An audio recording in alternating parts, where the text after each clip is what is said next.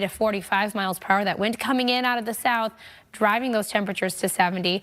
And then, of course, we have that threat for severe thunderstorms. News day thus far, lots going on, and we know that there's still several things planned throughout the rest of the day. So we have plenty to talk about, is what I'm getting at there, between now and 4 p.m. Let's go over some of our planned conversations for this first hour that we have here together. A few of us really know, and I should say few of us really know exactly what the day will entail, of course, when we leave our homes in the morning and we head out. You just never know what the day will bring. And that especially goes for a truck driver in Indiana who was unloading it when it was stolen.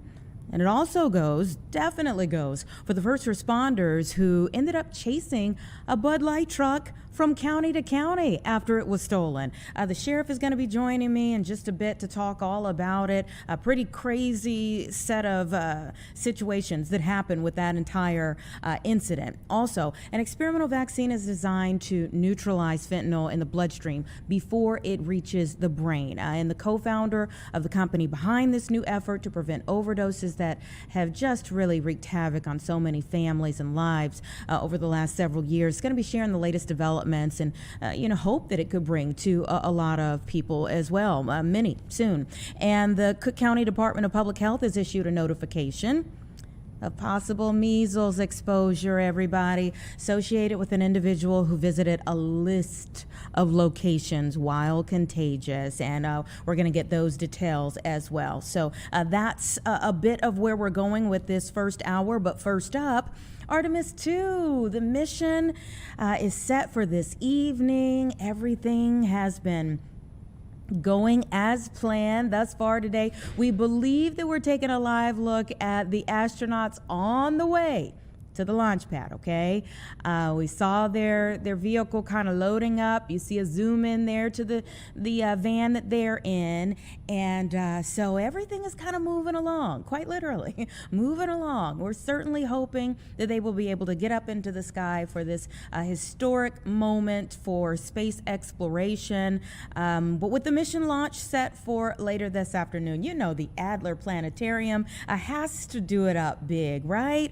So they're offering a host of different things today, and it collides with a day that's kind of special to them anyhow. Hunter Miller, the Adler's public observing educator, is joining me now to talk about it. Thanks so much for being here. Thanks so much for having me for this very exciting day in spaceflight. It really is an exciting day. Tell me about the buzz there at the Adler when something like this is about to happen. Well, of course, we are all incredibly excited. We've been keeping up with the Artemis launches for many years now, all of the updates that have happened. And especially this time, I can really feel a huge buzz from the community in general. It seems like lots of folks, not only all over the country, but all over the world, are really excited for this launch today. And so it's hard not to get even more excited myself. Yeah. And let's go over just the importance of the moment, what we're watching here and what we hope that we will see later on and for the next 10 days. Well, this is the first time that humans will have left low Earth orbit since 1972, dating back to Apollo 17. So we're looking at over 50 years since we have making this incredibly long journey to the moon, sent astronauts this great distance from the Earth. So I think that alone really tells the history of it. But this is also the jumping off point for so many more missions, not only landing humans on the moon again, but hopefully establishing a more permanent presence with a moon base and, using this to train ourselves for future missions out into the solar system. So this is a really, really exciting time for astronomy at large. And so we could, of course, sit at home and watch it or, maybe just turn on the TV, but I think it would be so much more fun there at the Adler, and you guys are maybe going the extra mile for it. Yeah, so you mentioned a little bit of what's going on at the Adler tonight. We're really hoping for a launch tonight because this is the one day of week where we are open late in the evenings. So on Wednesdays, we have our Illinois Resident Discount Day where we are open from 4 to 10. We have free admission for Illinois residents. And so we, myself included, will be out on the floor. We will be broadcasting the live stream from NASA, providing some additional commentary of our own, and doing a whole slew of lunar-related activities all over the museum today. What are some of the lunar activities you all are going to be opening up for folks? Yes, we have special tours of our Mission Moon Gallery, which particularly looks at Chicago astronaut Jim Lovell's history with being an astronaut, being a part of some of the Gemini missions, as well as Apollo 13. So we'll have special tours of that by some of our experts here at the museum, but also lots of activities happening around the museum. Things like art activities exploring the geology and landscape of the moon, a vac cart where you can see the effects of the vacuums of space right here on Earth. Lots of fun, hands-on ways to learn about the moon and about these missions. How do you think this mission will change you all's level of education there, even at the Adler? Well, you know, this is the first time that really any of us are going to be able to see the Orion space capsule being used with humans inside of it. So there was a previous Artemis launch that happened in 2022, about 3.5 years ago now, that did send the Orion capsule up into space using the new Space Launch System. It went, orbited around the moon, and then returned back to Earth.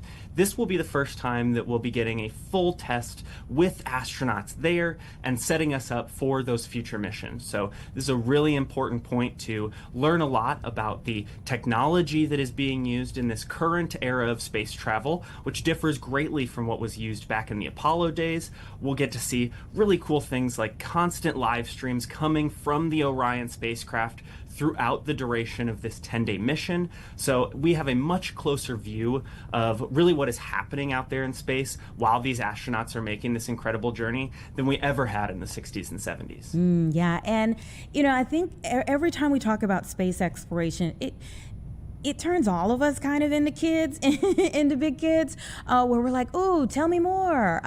Even if like maybe we didn't go into, many of us didn't go into a career with a STEM background. What do you think it is about space exploration that just gets all of us so mystified? You know, it's funny. I actually, there's two words there in space exploration, space and exploration. And you might think space is the important part, but not everybody necessarily is as connected with space as us here at the planetarium.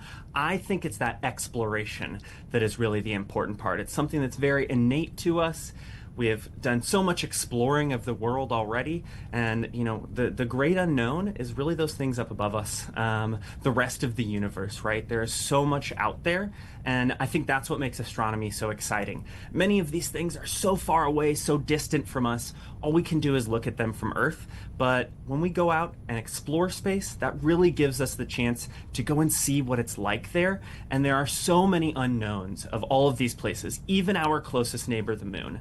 And I think that's what's really exciting about this stuff, and what gets people so interested is the unknown and how much there is to discover when we go to places like the moon and when we go to places like Mars in the future.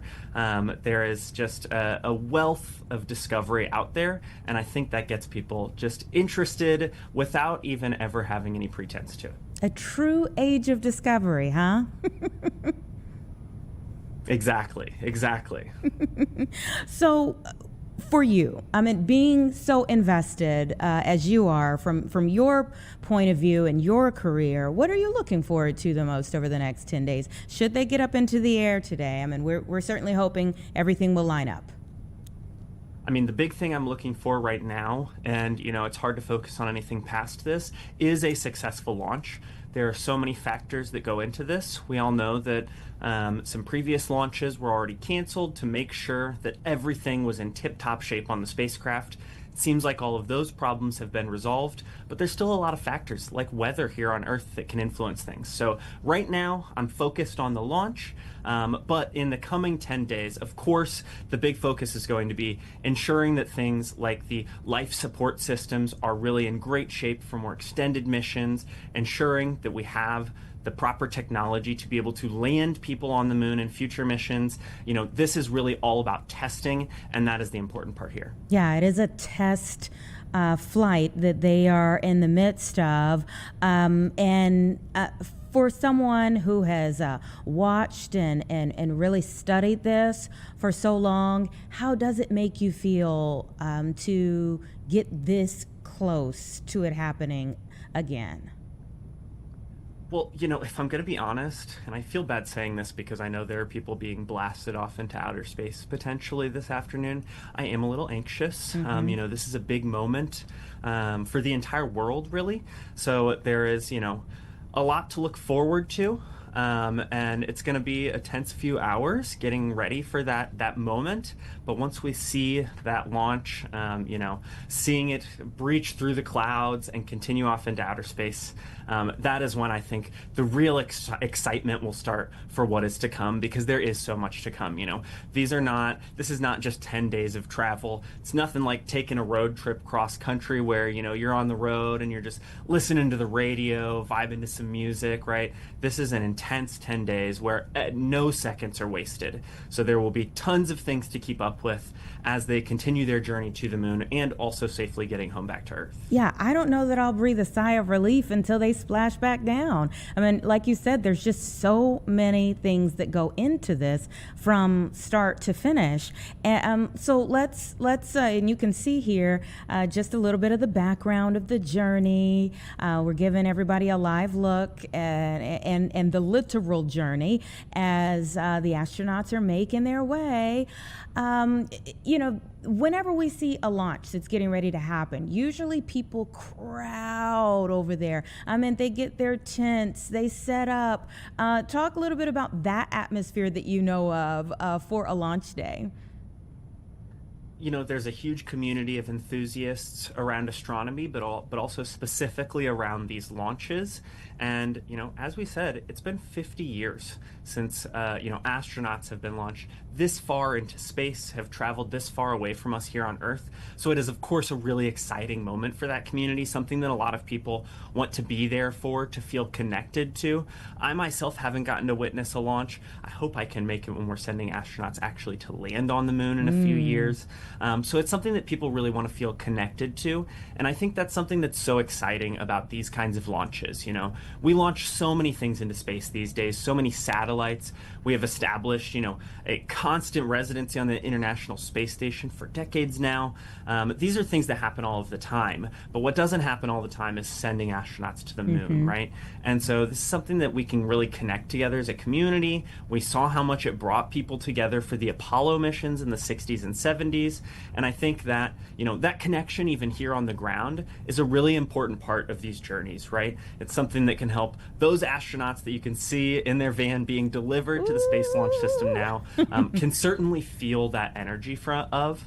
And, these folks are incredibly well trained on all of the steps that could possibly happen during this launch today. And so, I think I'm probably more nervous than they are for the big moment, because they really know every step of the process and they are masters at this stuff. They are and so heroes. our support really, I'm sure, helps them in these moments. Yeah, they are heroes. We're cheering them on from afar. It really is amazing to be able to watch these moments, and it does give you butterflies in your stomach. Okay, tell me what time people need to come out to the Adler and how long they can be there today. Yep, we will be broadcasting the stream starting at 4 o'clock when we open, checking out some of the pre-launch coverage that's happening. The launch window begins at 5:24. That is the earliest they can launch this evening, and that is here for local time in Chicago. That will continue until 7:24. So we will continue coverage on the Adler floor until 30 minutes post-launch. You can come and find us anytime during then. But of course, ask anybody around the Adler floor any questions you have about the Artemis II launch today. We will continue watching, of course, throughout the night, and we'll be very excited to see all of the updates as they travel to the moon. But we will be open until 10 o'clock this evening. So lots of time to come and appreciate all of the lunar goodness happening at the Adler, but also the lunar goodness happening out in Florida at Cape Canaveral tonight. Look at them. Oh my goodness. They're getting off of the bus. They are all suited up.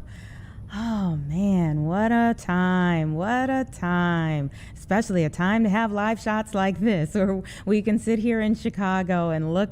Oh man, I'm loving these images where we can see it little by little as it's happening. Heroes in waiting there, giving the salute and a thumbs up. They are on their way to the Artemis II, everybody. First crewed mission to the moon since 1972, and these are the four in orange. our heroes, our heroes that are going to do it on our behalf, go up there for this test flight so that we can advance space exploration for many years to come. What a moment to be able to see them. Many firsts among them, first woman, first African American, first Canadian, and they are well versed. They are ready for the moment, as Hunter was just saying, and we just hope that all systems are go, that the weather holds up, and that they'll get the all clear to launch today.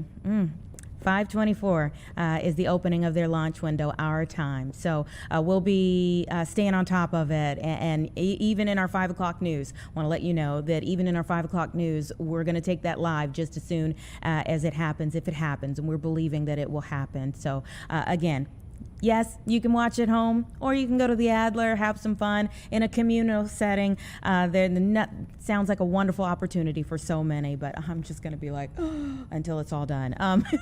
It's 1:16. Let's take a quick break, everybody, and we'll be back in 2 minutes.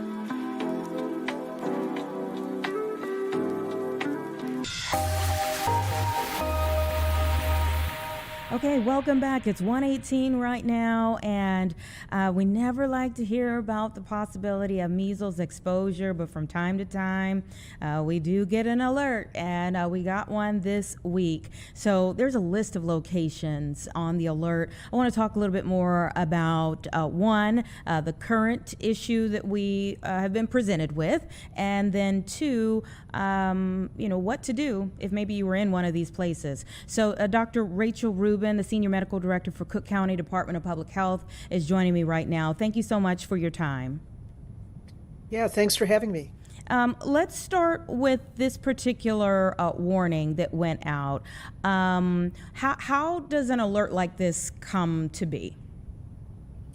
Sure. Whenever an individual tests positive for measles, or they present to an emergency room with a rash, and they do testing or they inform the health department, there's a couple of ways we find out. One is by an emergency room, a physician calling the health department and saying, we have somebody here who we suspect has measles.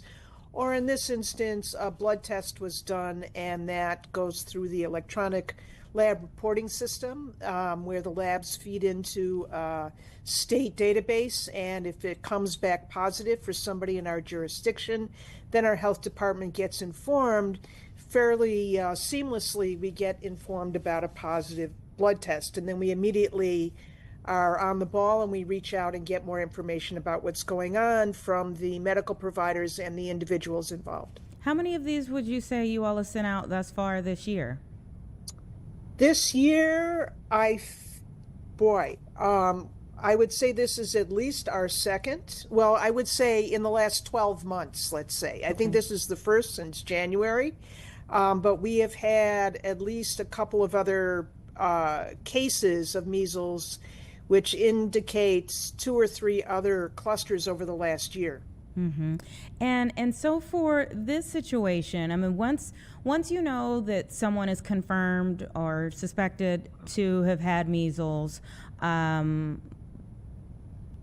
we depending on them to tell us everywhere they've been in the time period that, you know, do you all ask them like a week back, 2 weeks back? It seems like we have like a week back for this person, but like, are we depending on them to know everywhere that they went in that time? Yes, in fact, we go back even further than that. We can go back as far as 3 weeks or longer, and we do get that information directly from the individual.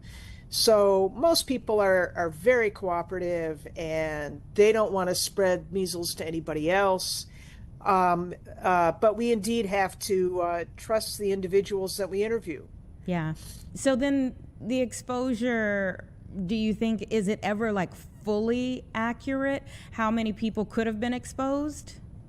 You know, it's never fully accurate. That's absolutely right. There's always going to be, especially in this instance where one of the exposures was in a public store, is that there's no way we're going to ever know who all have been exposed, and therefore there might even be some cases of measles that get missed. Somebody has a mild illness with a rash and fever, and they don't feel that ill, and they don't come to medical attention. So we may never know the entire breadth of exposure. Mm-hmm. So let me go over in this latest notice the locations that were listed in case anyone who's listening or watching right now hasn't seen this.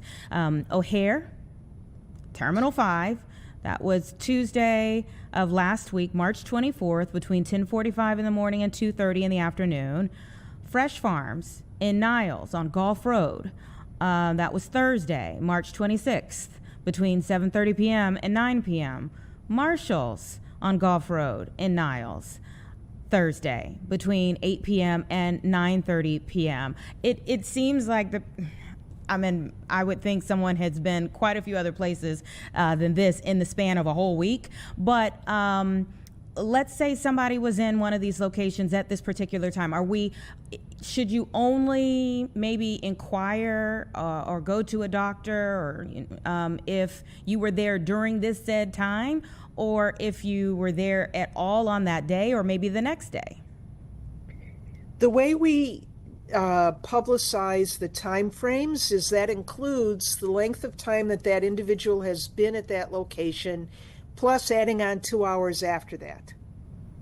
Because measles, not all viruses, but the measles virus can linger in the air for up to 2 hours after that individual has been in that location. And so if somebody is in that space, even an hour after that individual has left, there might be viral particles still lingering in the air or on surfaces that then can infect you. So therefore, we err on the side of caution, and we include at least a 2-hour window after the time that an individual has been there. So if you were there before then, obviously you're not going to be exposed because that individual hadn't been there. And we build out into our advisories the length of time that somebody is potentially exposed to the virus. So if you're only there during those periods of time are the periods of time of risk. Okay, very important to note there. And let's say, somebody is listening or, then they're like, how big of a deal is this? It's a very big deal if you have not been vaccinated. If you've been vaccinated as a child with the 2 doses of the MMR, measles, mumps, rubella vaccine, or if you're an older individual and you had measles as a child, then you do not have to worry. If you don't know whether you've been vaccinated, or if you have not been vaccinated, if you know that you have not been vaccinated, I would worry if I had been in those spaces during that period of time, and I would check with my medical provider to see whether they have records of me being vaccinated, and potentially go in and get a test to see if I'm immune. If you're not ill or having symptoms, that doesn't mean that you don't have measles yet, because you can become infected. More or less, we say the contagious period starts at the time that you start with the rash. But the rash may be mild, you may not notice it right away.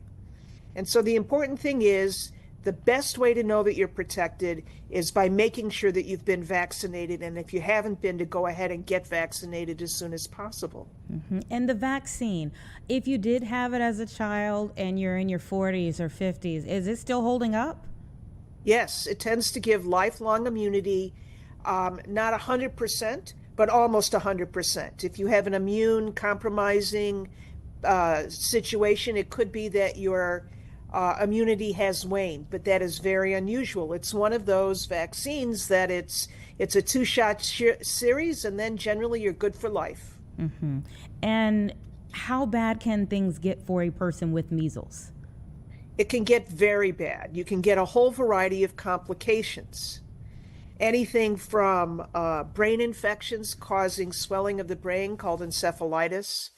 You can get pneumonias. In fact, that's one of the more common complications, but the pneumonia can be so bad that you can die from it.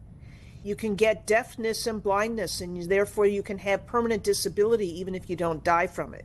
It doesn't mean that most people that get measles get these complications, but they are certainly possible, and young children are especially vulnerable.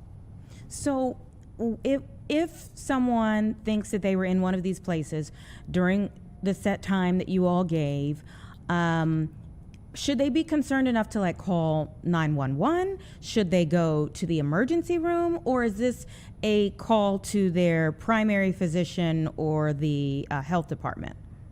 They should call their primary physician, because their primary physician may have more information about whether they've been vaccinated. If they've been vaccinated, you're good to go.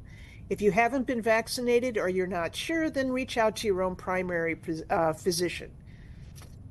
And if you go in, is there a different protocol for the nurses and the doctors when they're dealing with someone who has measles?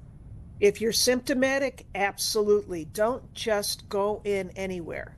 If you were in one of these places and it's been a week and you develop a rash, call your medical provider. Do not just show up at your doctor's office or show up at the emergency room. Call ahead, because the facility will need to make arrangements, bring you in the back door, bring you in through the front door, but immediately put a mask on, and you're met with people in personal protective equipment, and they put you in an isolation room immediately. This is the way people that are around you remain safe, and then also you can receive the care that you need. So please call ahead. Don't just show up, because you could end up infecting an entire waiting room of other patients or families. And vaccine hesitancy, I do want to address that before I let you go. It is a real thing, and what do you say to people who are not on board for vaccines right now? Is there any way around protecting yourself? You know, there's been a lot of myths and misinformation out there about vaccines, about things like how vitamin A can cure you of measles. That's absolutely not true. Vitamin A, if you have a deficiency of vitamin A, if you take vitamin A, it may help you fight the infection more effectively. But basically, the only way to substantially protect yourself is by getting vaccinated. If you think you've been exposed and you think that you have contracted the illness, you need to stay away from others and contact your healthcare provider. There really isn't any other way of preventing you getting ill unless you get a vaccine. Dr. Rubin, thank you so much for being here on the show. We appreciate what you do to keep us all healthy year round, and thank you for taking some time to talk about this new warning that came out this week. Yeah, thank you so much for your time. Absolutely. Everybody, it's 1:30. I'm just going to read off those locations and times one more time for anybody who didn't catch it. O'Hare International Airport, Terminal 5. If you were there on Tuesday of last week between 10:45 in the morning and 2:30 p.m. Fresh Farms and Niles on Gulf Road, Thursday of last week. If you were there between 7:30 and 9 p.m. Marshall's on Gulf Road and Niles. If you were there last Thursday between 8 p.m. and 9:30 p.m., go ahead and give your primary care physician a call. All right, let's take a quick 2-minute break and we'll be right back.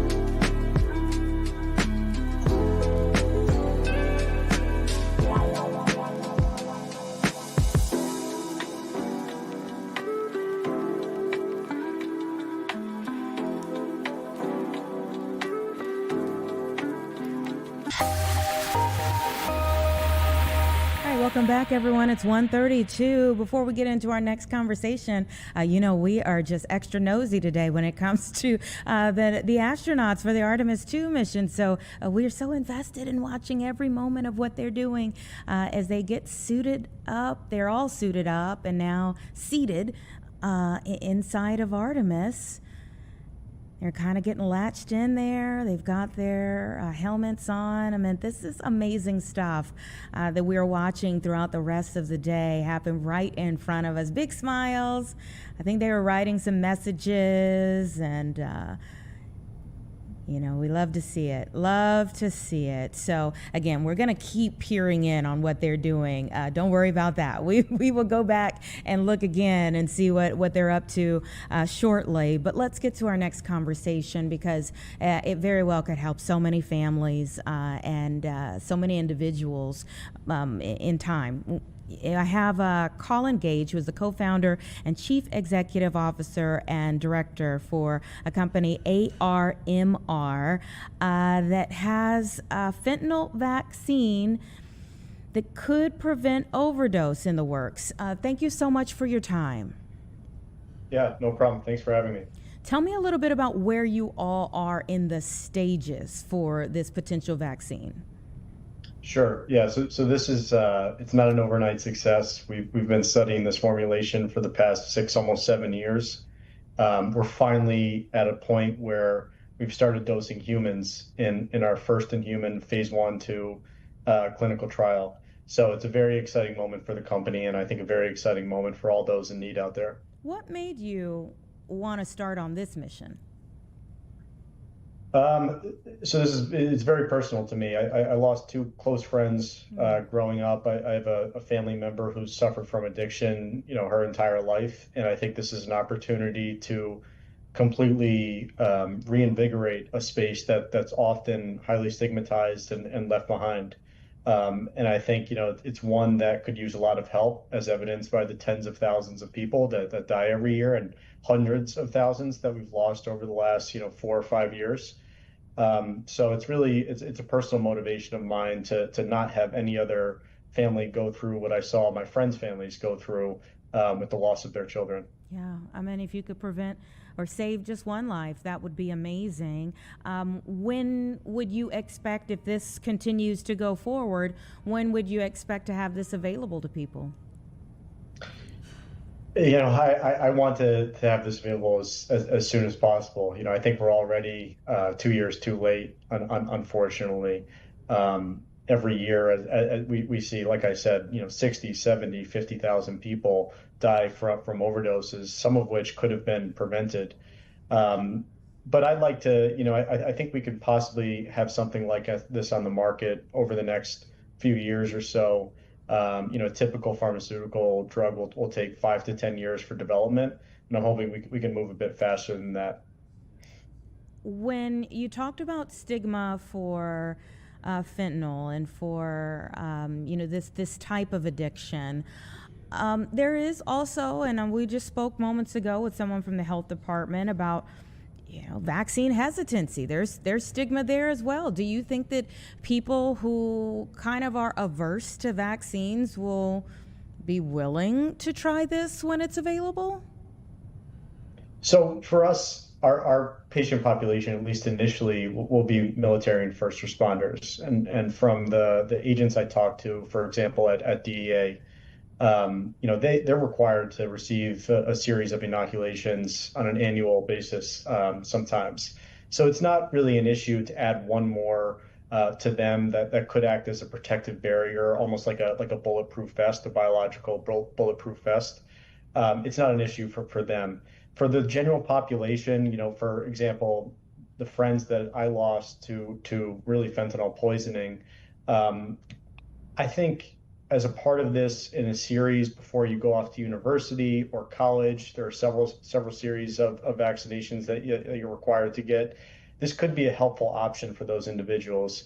And a lot of the stigma that's associated with vaccinations, I think, has to do, one, with some of the formulations that were developed more recently during COVID, but also the requirements that were put on people, the mandates that were put on people to receive those vaccinations during that time period. In my opinion, I think everyone should have a choice and should be very, very well educated on what's going into their body. Our formulation in particular is developed using all natural components, for example. And I did that, we all did that by design. We don't have any aluminum, thimerosal. We don't have any mercury in our vaccine, which is very, very important to me because I'm cognizant of what I put into my body. I'm cognizant of what I put into my loved ones' bodies. And I think most people should be.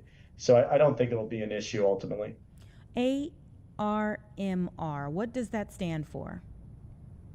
It doesn't stand for anything. It's meant to be what it sounds like, armor. Armor. That's right. Our goal is to provide biological armor for people out there, especially, everyone around the United States who is, if someone is going to interact with the drug supply, unfortunately nowadays, they're likely going to receive a lethal dose of whatever drug they're coming into contact with through fentanyl or carfentanil, nitazines, which are emerging rapidly and quickly supplanting fentanyl in the drug supply. And we want to provide armor against those drug threats for Americans all over the country. Mm-hmm. Okay. All right. So armor, the experimental vaccine designed to neutralize fentanyl in the bloodstream before it reaches the brain. How does that happen? Yeah, so to back up, and I don't want to bore anyone here, but fentanyl is lethal when it binds to the opioid receptors in your brain. And it basically disrupts breathing patterns, disrupts cardiac patterns, and ultimately can cause overdose within minutes. What we're doing is binding the molecule in the bloodstream. So the fentanyl molecule floats around in the bloodstream. Our vaccine causes the body to release antibodies that bind to that molecule in the bloodstream and prevent it from ever reaching your brain. And fentanyl doesn't reach your brain and bind to those receptors. You don't have the downstream effects of overdose that I just mentioned. So that's, very, very simply how the vaccine works. It's no different really than, for example, a flu vaccine, for instance. A flu vaccine causes an antibody response. Those antibodies bind to the flu virus. We're binding to the fentanyl molecule. That's the only difference. Some would argue that if someone, and there was the same conversation around, say, the HPV vaccine, right? Like if someone is given something that then maybe gives them immunity for the activities that they may want to engage in, that it wouldn't curtail the activity that could have other negative implications on their life as well. What would you say to that? Yeah, it's a great question. It's one we get very frequently. The reality is, people are unfortunately going to use drugs around the United States. What we don't want to see happen is people dying from that experimentation. So, our formulation is meant to protect the fentanyl naive. We want to protect the fentanyl naive who are, think that they're doing one thing and then are poisoned by fentanyl, which has happened to parents all over the country. We've even seen it happen to first responders. There was just a confirmed death in California, I believe, not too long ago. That's something that should be preventable, and ultimately that we want to prevent from happening. It should never be a reality that you have a empty dinner table seat where someone was once sitting, even a week or a night before. In one of the cases of my friends, unfortunately, he was on a bachelor party, had made a bad choice with some of his friends, and because of that one wrong error, he was exposed to a drug that put him into a state of not getting enough oxygen to his brain. He was administered Narcan, a resuscitative therapy, which is great, by the way, but he wasn't administered fast enough. So his brain has starved from oxygen. His parents had to fly down to Florida and unfortunately take him off of life support. Wow. And that was the end of his life. That's something that I believe, we can prevent as a nation. We can come together and really build new innovations against this threat. There's no reason why we have to settle. And would it matter how potent the fentanyl is? And I ask that because, just as we started our conversation about the fact that, okay, maybe we're 2 years behind, that kind of thing. By the time this is available, what do you think fentanyl would be like by then, if we're already kind of working from behind? So this is actually, this is great because the U.S. government is, I have to give a lot of credit to them. The U.S. government, especially under the Trump administration, is doing a fantastic job at getting ahead of the next threats. In fact, Sarah Carter, the drug czar, she was just elected as the director of the Office of National Drug Control Policy. We met with her not too long ago, and she was very focused on what is the next fentanyl threat. Is it nitazines? Is it carfentanil? Is it a substance called medetomidine, xylazine? I could name them all day long. Unfortunately, the bad actors, the cartels, now designated as narco-terrorists, are quickly innovating and coming up with new and more deadly drug threats.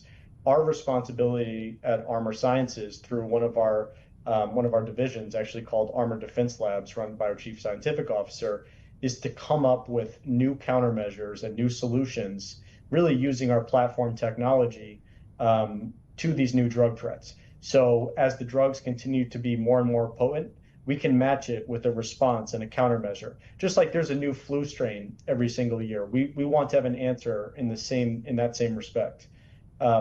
So the potency of these drugs actually helps us drive a stronger immune response. So we're very prepared for more potent drugs. Very interesting. Thank you so much for the discussion today. And I hope that you will definitely keep us updated on you all's progress. We know it's a lengthy process, but again, maybe it could save a life or several thousand one day. We hope so. Thank you so much. All right. You take care, Colin. And again, that was Armor Sciences Incorporated, that he is the chief executive officer and director for, the co-founder. Could be very interesting to see what comes of that one day. It's about 1:45, everyone. We're going to take a 2-minute break, and then we're going on quite the ride. We've got to talk about a Bud Light truck that was stolen and the chase that ensued.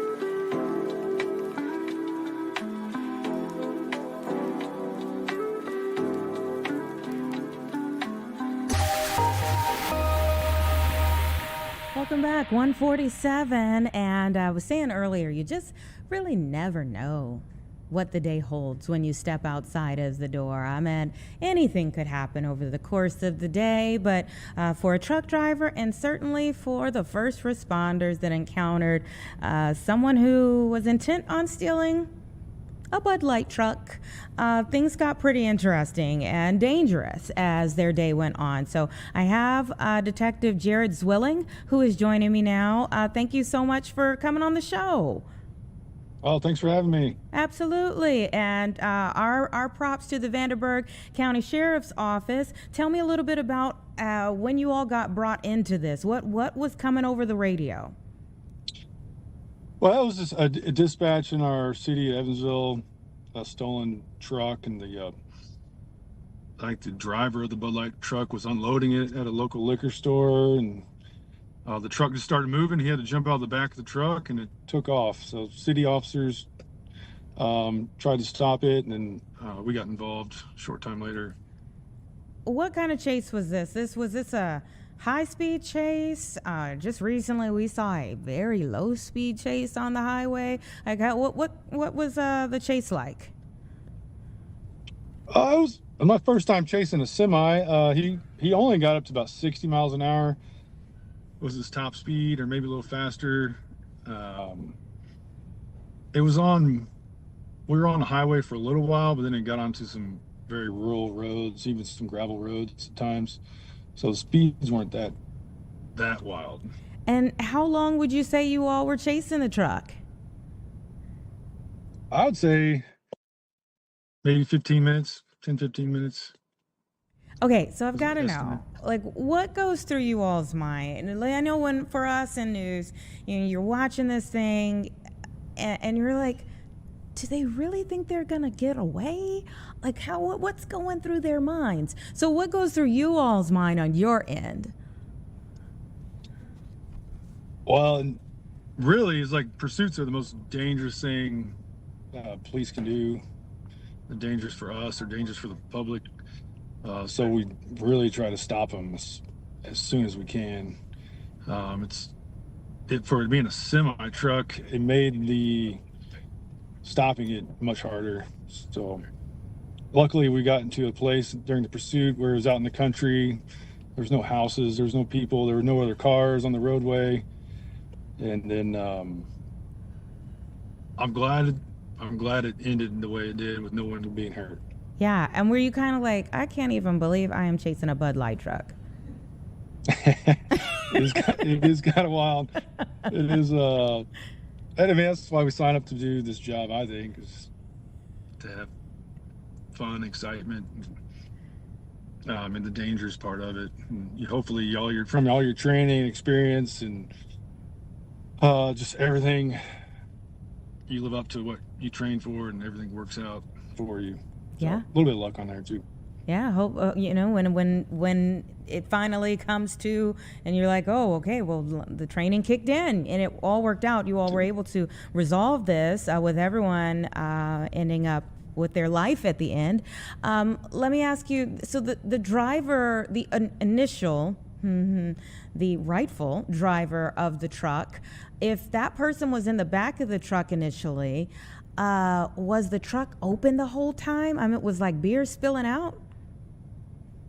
There was a dolly and a forklift that were on like the back lift gate of it. So you can imagine the driver was using those tools to unload the kegs of beer and the cases of beer. They both fell off during the pursuit. The back door was like halfway open, so you could see the kegs in the back. None of those fell out, luckily. So it was interesting. The forklift was one of those.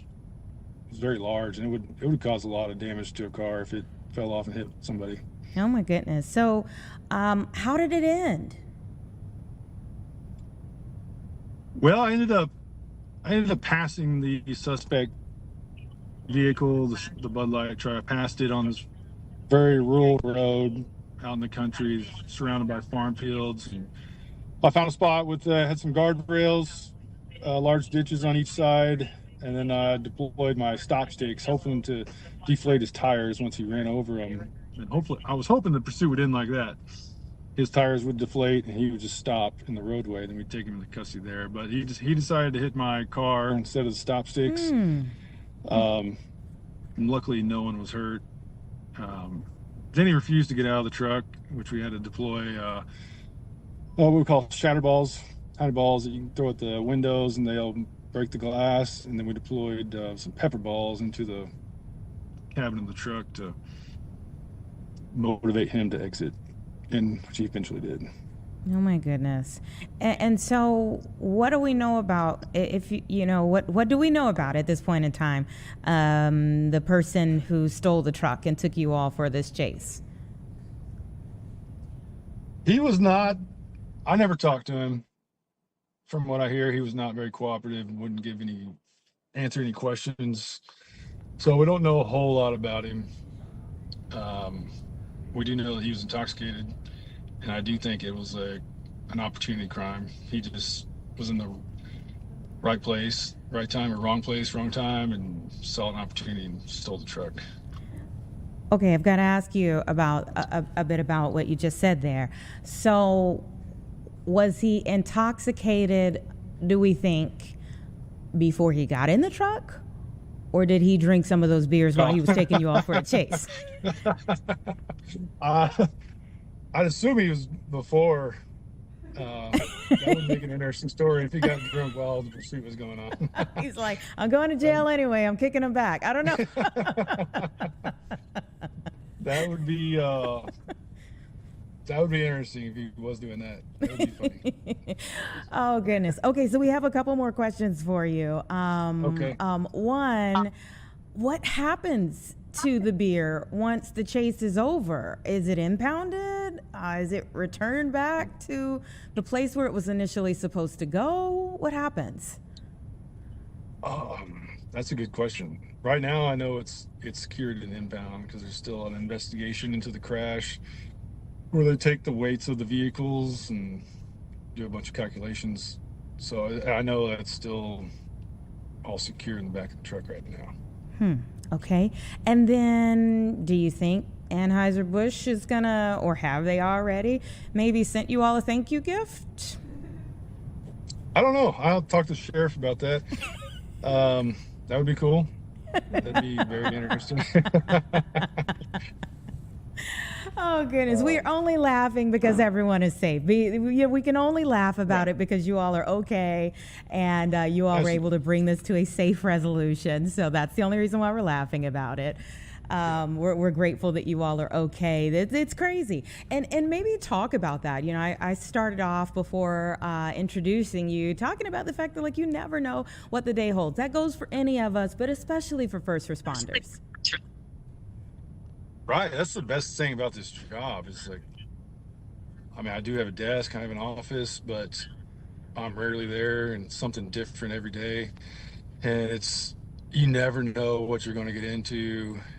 And so that's a bonus to me. It's just, it keeps you on your toes, keeps you fresh.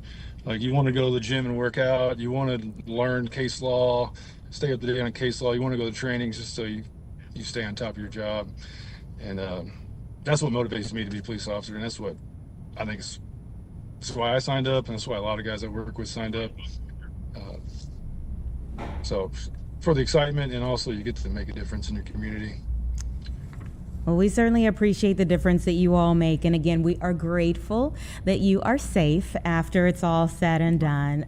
So thank you for making time for us today. Thank you for what you do on a regular basis. Oh, this is great. Thanks for the call. This is nice talking to you. All right. You take care. Be safe. Okay. All right. Have a good day. You too. 157, everyone. Wasn't he pleasant? Again, that was Detective Jared Zwilling for the Vanderburgh Sheriff's Office and Vanderburgh County Sheriff's Office. And boy, what a sequence of events. You just got to imagine someone's like, we're going, what? What just happened? The entire time. But let's take another live look at our astronauts here as we go to break. We're going to take 2 minutes, and then we'll be back with our next conversation, which is going to be about Artemis II.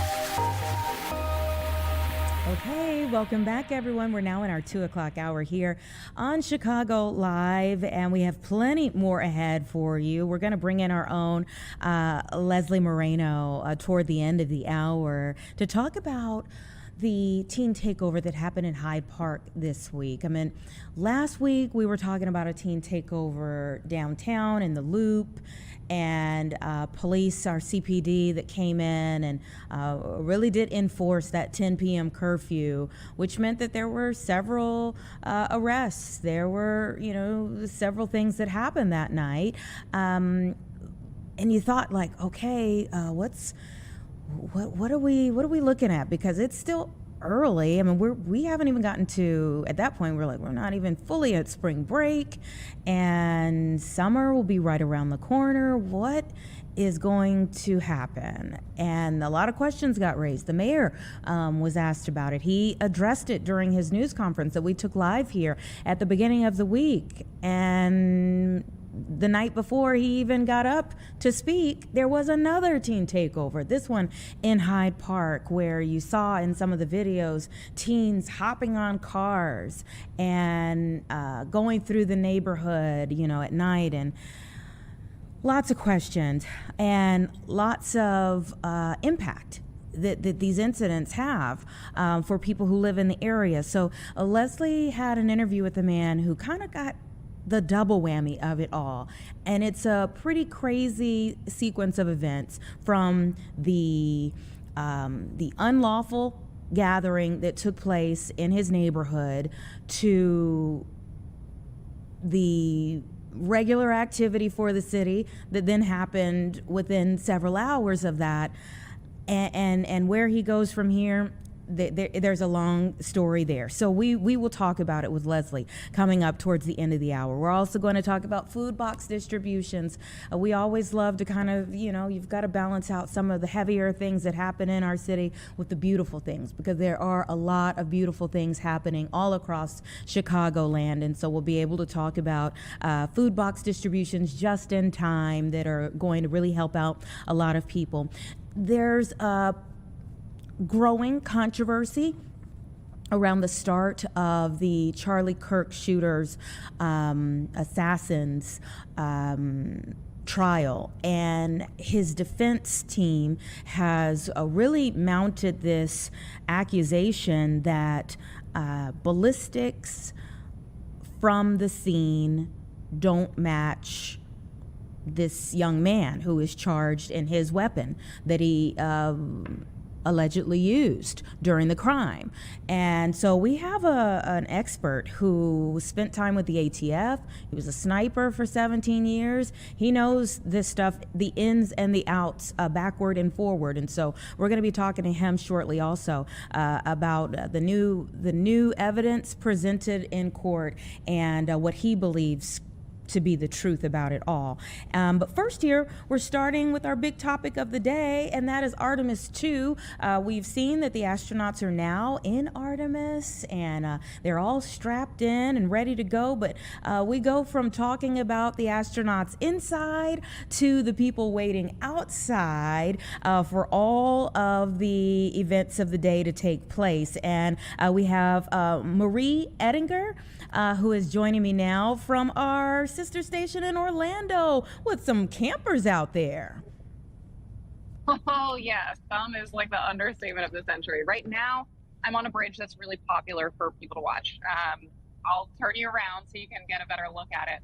For what I'm looking at right now, it's really just amazing, and it's been growing throughout the day, just at an astonishing rate. So this is the bridge. These are all people who've gotten here hours and hours beforehand to watch the launch from a fantastic vantage point. There are still people coming in now, although parking is getting a lot tougher.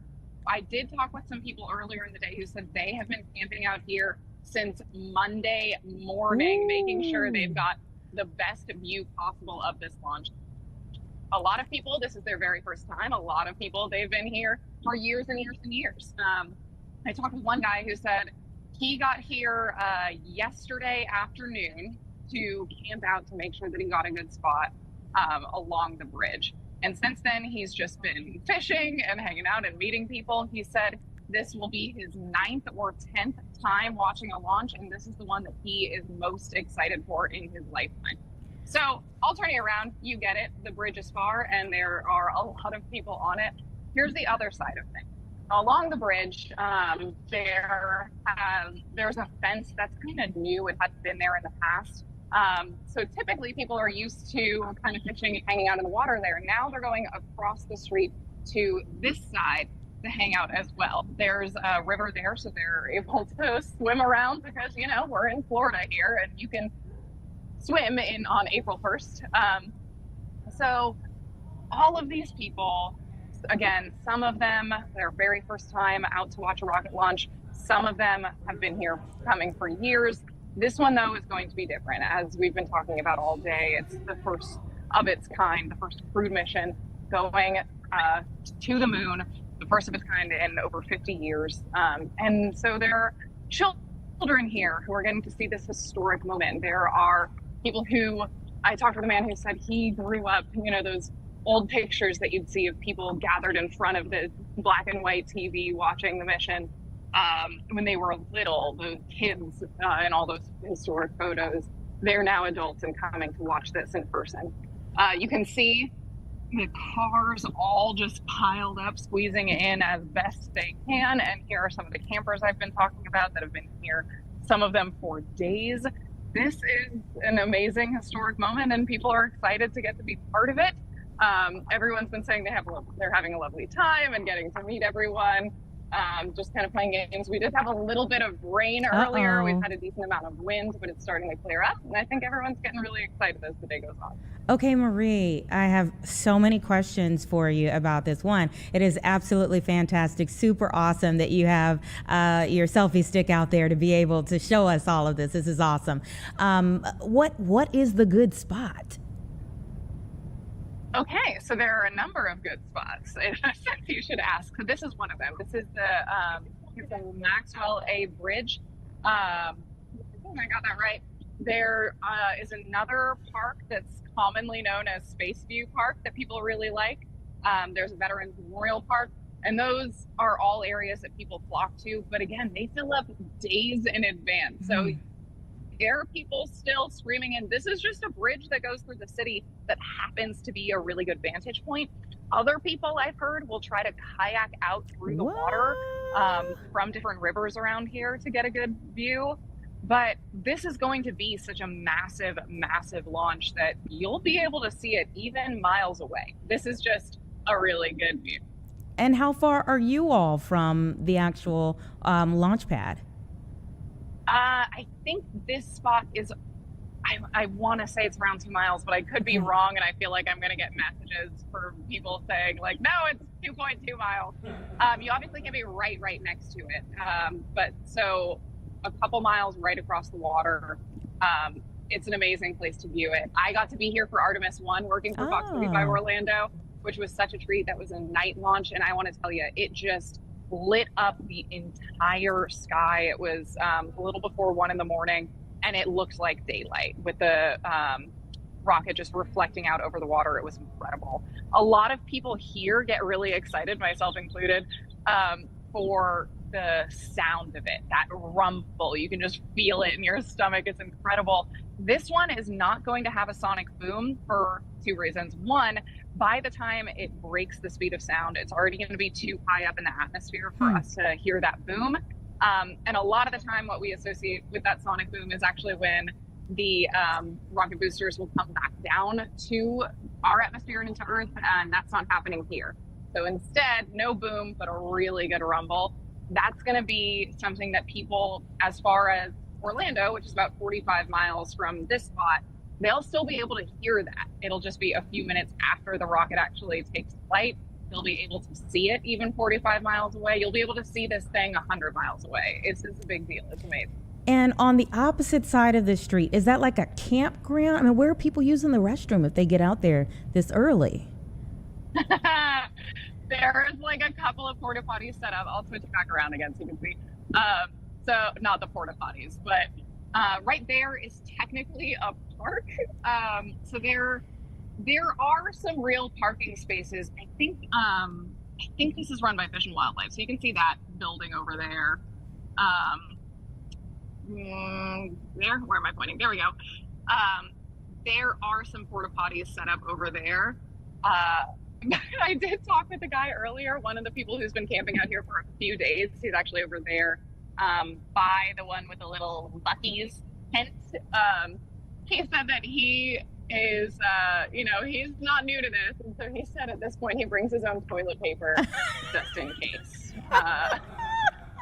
So, I didn't ask what happened in previous times where he came here that taught him that lesson, but he's got plenty to share.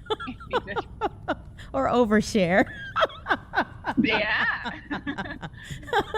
What is the most surprising thing that you've come to see or understand about this community, this culture of people who come out there days in advance? I love that question, and I'm not sure this is the most correct answer for the word surprise, but I'll tell you my favorite thing, and that's the camaraderie. So people out here, they're all like so excited to be part of this, and they share in that. And there aren't people, with this many people, you normally hear folks arguing, and with this many people packed into so few parking spaces, like you can see behind me, normally you'd hear arguments. This is just everyone trying to help each other out to get the best view. They're all in this together. And everyone just wants to be in it and experience this. And everyone's making friends. There's a guy here who I was talking with earlier. He made buddies with somebody in town from England. I talked earlier with people who are from Cincinnati, Ohio. One family is here with their junior from high school, seeing a launch for the first time. They came in from Northern Virginia. It's all over the world. People are coming to this and experiencing it together and just relishing in that camaraderie. I think it's really wonderful. And then the moment the launch happens, everyone just leaves peacefully as well? No, not as much as being expected.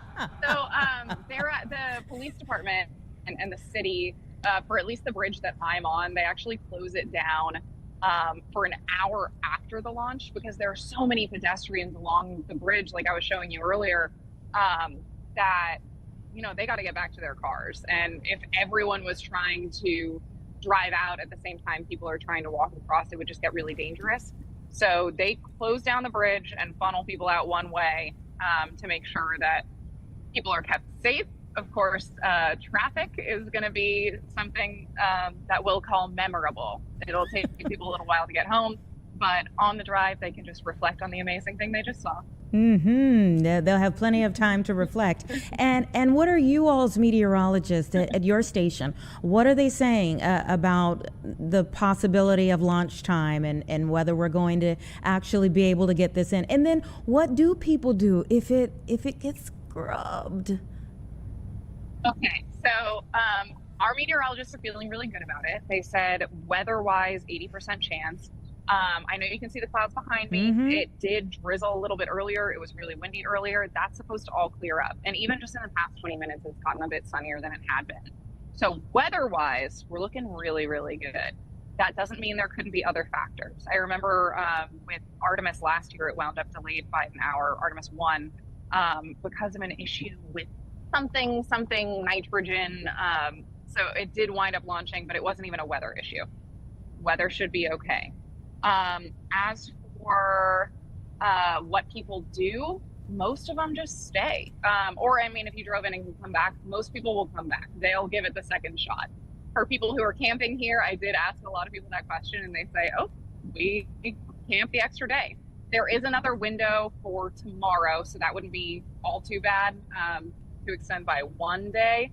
After that, I think it might get a little dicey and people might wind up missing it. So we're gonna put that out of our minds. We're gonna focus on this day and our hopes for success today. We are certainly hoping and believing and rooting for all systems to go. Thank you so much for taking the time to show us around on what is such an exciting day, but to be able to see it from the perspective that you're giving us of all the people lined up there is really amazing.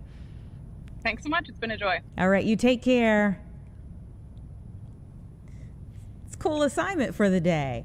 And I wonder if, if you're the person that goes out to report time after time, like Artemis I to Artemis II, are you seeing some of the same people who come out maybe to the same spot, like they've got their spot that they try to get back to each time for a launch? Anyhow, this is the view in the opposite direction there. You can see Artemis II on the launch pad. We are certainly hoping that 5:24, the beginning of their window of time, will work out for them, but we'll be letting you know every step of the way. Let's take a 2-minute break and we'll be back.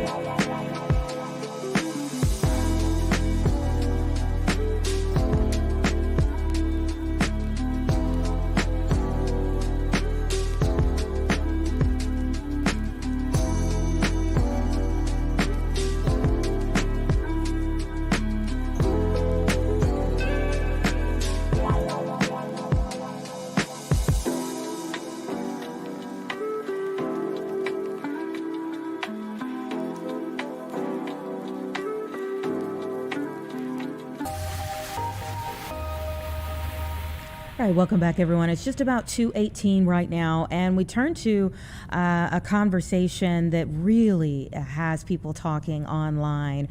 Right out the gate, the defense team for Tyler Robinson, who was the man accused of assassinating Charlie Kirk,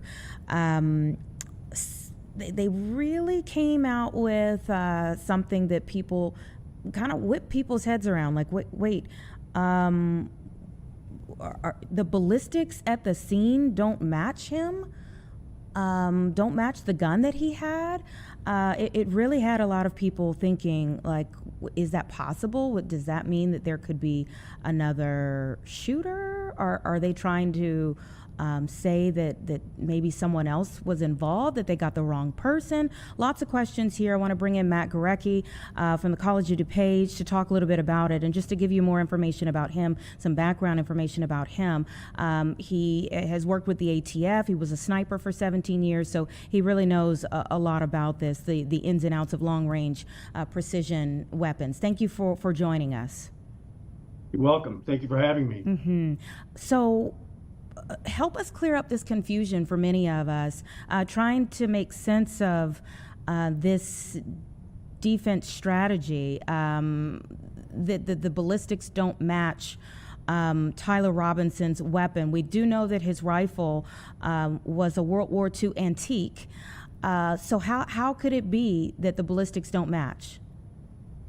Well, within the science of precision rifle shooting, it comes down to three things: internal ballistics, which is what happens from the bullet to the bullet, from the chamber to the end of the barrel or muzzle; external ballistics, what happens to the bullet from the end of the barrel to. So for this equation, we're looking at internal ballistics. Depending on how severely it's damaged. Let me back up a minute. If you look inside the barrel of a rifle, you'll see lines that appear to be spiral, and those are lands and grooves. And that's what causes the bullet to twist as it's traveling down the length of that barrel, and that enhances its aerodynamic ability as it passes through the air. Now, once it hits the target, depending on how severely the bullet is damaged, you may not be able to, the lands and grooves that are imprinted on the bullet, which is the same thing as a fingerprint, those spirals make a unique mark on the bullet. And if there's not enough identifiable marks on that bullet, you're unable to match it to a given barrel. Now, it's very possible that it was the same rifle, but the bullet has been so severely damaged that they're unable to come to a certain conclusion, if that makes sense. It does. Obviously, most of us wouldn't know those things, but it does when you lay it out that way. How concerning should this be if you're the prosecutor and this is the defense strategy being laid out? I mean, if it's inconclusive, would that mean that it would raise reasonable doubt and therefore could get him off? There's, with the court system, there always is that possibility. There is another possibility, however. There's tool markings on the back of the spent shell casing. Once a cartridge is fired, the pressure causes a mark from the bolt face, and it creates a unique imprint on the back of that shell casing. Now, through tool and die analysis, they can also do a positive match that way too. Whether or not that has been done, I don't know. Very interesting. And how often do you think this type of situation would present itself where the ballistics could be inconclusive? Well, it's hard for me to put a percentage on that, but bullets do funny things once they hit a target. So, there has to be, it's the same thing as a fingerprint. When you go to a crime scene and you try to pull a fingerprint, if it's been smudged severely, there's not enough identifiable marks on that fingerprint to create a positive match. And that's the same with a projectile once it hits a target. Mm-hmm. You could get one that's completely immaculate after it hits a target, and the next one, if it hits bone or some other type of mass, it just it fragments to such a degree that you're unable to come to a positive match. And how much more difficult does this case become because of the age of this gun? That shouldn't matter, because the lands and grooves on the inside of the barrel are the lands and grooves, and they're not going to deteriorate to such a degree where they will fail to imprint those marks on the projectile. So a newer gun, would you have the same possible issues with as this World War II antique? Absolutely. If the bullet has been severely damaged, even out of a rifle that you just bought this morning, if the bullet is severely damaged enough, that is correct. There will not be a positive match. But don't rule out the tool and die markings on the back of the shell casing as well. And I don't know to what level that they're examining that. I'm sure they are. That's pretty much forensics 101 when a firearm is involved. What were some of the, this was such a well-covered, heinous situation, and but be it that you are a range master, what were some of the lessons that you took or that you imparted upon others about what we saw that day and what we've learned since then? I really don't want to get into the subjectivity of the nitty-gritty therein with that. I can answer questions about external ballistics and terminal ballistics and things of that nature, but the whole who, what, when, where, why, I'm a little off the grid when it comes to that. Sorry. No. I wasn't asking really about that, but just in terms of, someone being far off and being able to have a perch, you know, that kind of thing, the long range aspect of it. You know, I mean, it's been quite some time since we've seen something like that happen. You know, I mean, we very sadly see newer types of weapons, you know, 9mm used on a regular basis, or you know, guns that are converted on a regular basis. But this was very different in terms of someone being on a perch with possibly with this World War II antique gun. It just kind of changed a lot of what we see on a regular basis. Right, we're basically talking about a hunting platform. Mm-hmm. Absolutely. Mm-hmm. Yeah, yeah. It's just so sad, and just a lot of questions. I think obviously you know more about weapons and these types of guns than most people know. So we just really appreciate you taking the time to explain some of it to us. There were so many people online who called a lot more into question. I mean, would you think, I just want to go ahead and, you know, for people who heard that defense and thought, oh, maybe there was another person, do you think that this could possibly point to the fact that there was more than one person with a gun out there who took aim that day? You know, I really can't answer that. But many times a bullet has been so severely damaged that there's just not enough land and groove markings on it to come to a positive match. And that's as far as I see into this. Mm-hmm. Mm-hmm. And maybe that's all there is. So we will continue to watch the trial, and thank you so much for sharing your expertise with us. Again, it takes our thinking further than what we had before, so we appreciate it. Well, thank you for having me, and apologies if I got too nerdy. Not at all. Not at all. We appreciate everyone for nerding out in their own respective lanes, so thank you. Take care now. All right, take care. It's 1:27, everyone, and we will continue to watch this trial and let you know what happens from here. And we're going to take a 2-minute break for now, and then we're going to be back, like I said, trying to kind of balance things. We've got to talk about some of the harder things, but then also the good-natured things as well. So we're going to talk about food box distributions when we come back with Chicago's regional senior centers and their partnership with Top Box Foods that's helping so many people in our area.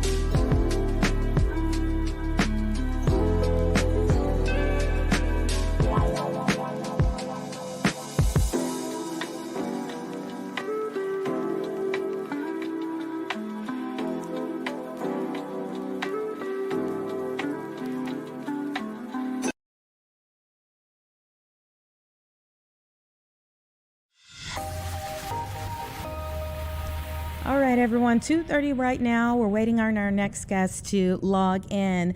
So we're going to go back to our big story of the day, which is the preparation for the launch of Artemis II. It is a historic mission, and we get to look inside because we have so many different live looks at all of the preparations being made right now.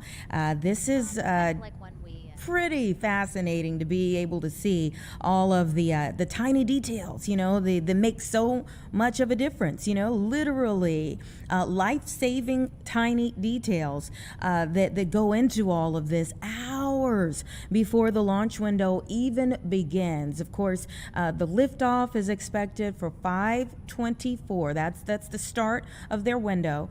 5:24 our time here for the 4 astronauts that will go in this test flight around the moon.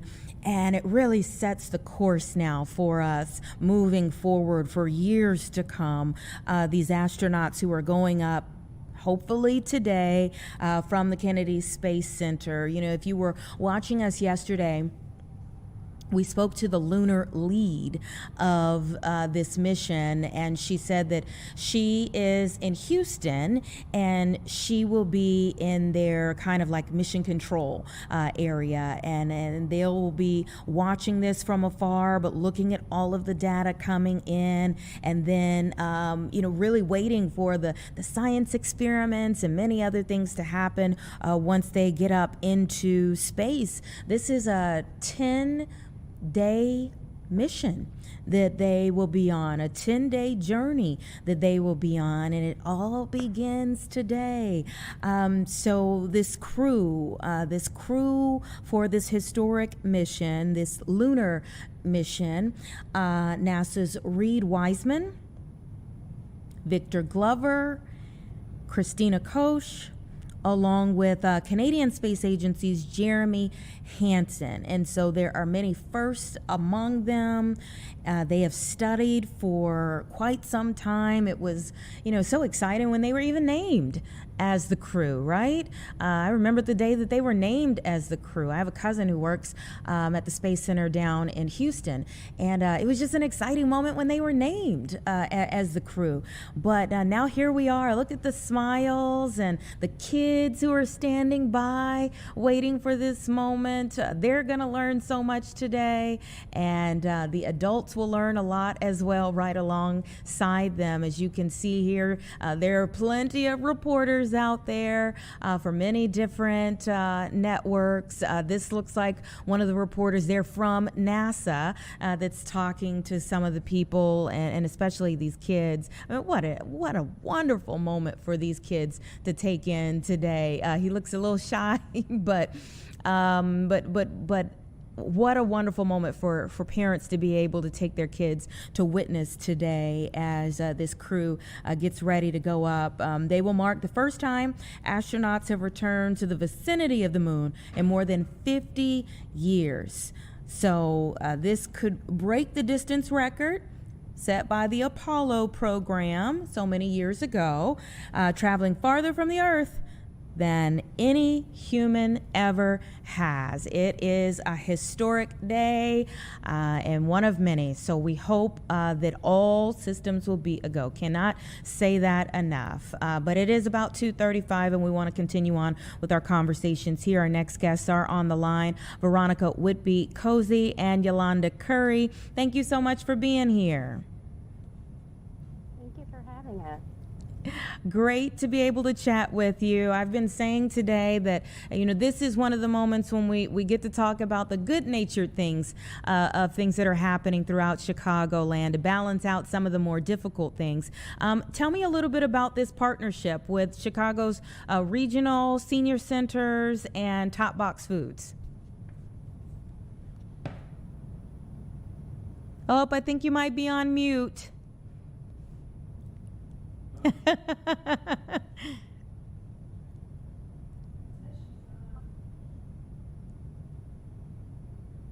All right. Are you able to hear me now? I can hear you loud and clear now. All right. I apologize. It's okay. For that. So I'll just introduce myself. My name is Yolanda Curry. I'm one of the deputy commissioners here at the Chicago Department of Family and Support Services, serving our Senior Services Division.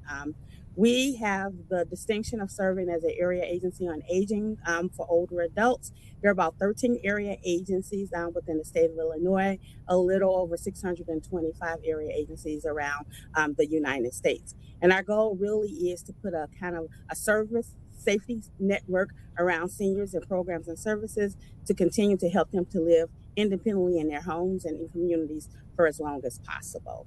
And so when we talk about the Food Box Initiative, it is one of the strategies that we use, right, to allow seniors to thrive in the community and provide, some of the core functions that they need, to age well in the city of Chicago.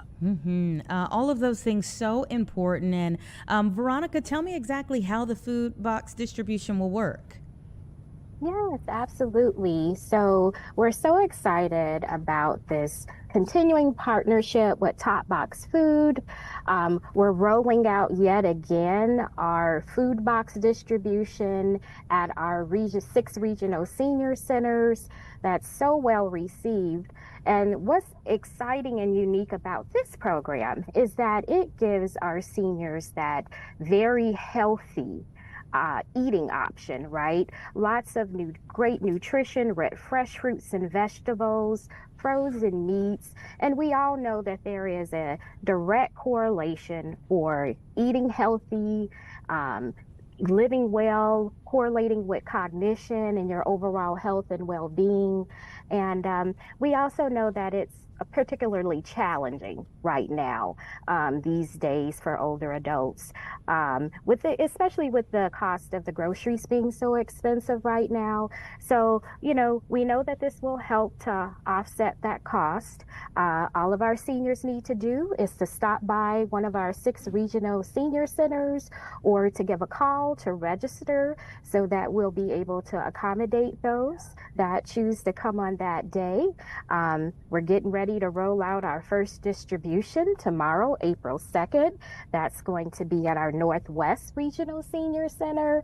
And I think the greatest thing about this program is just seeing the joy on all of our seniors that are coming in on their faces and the demand. They want more.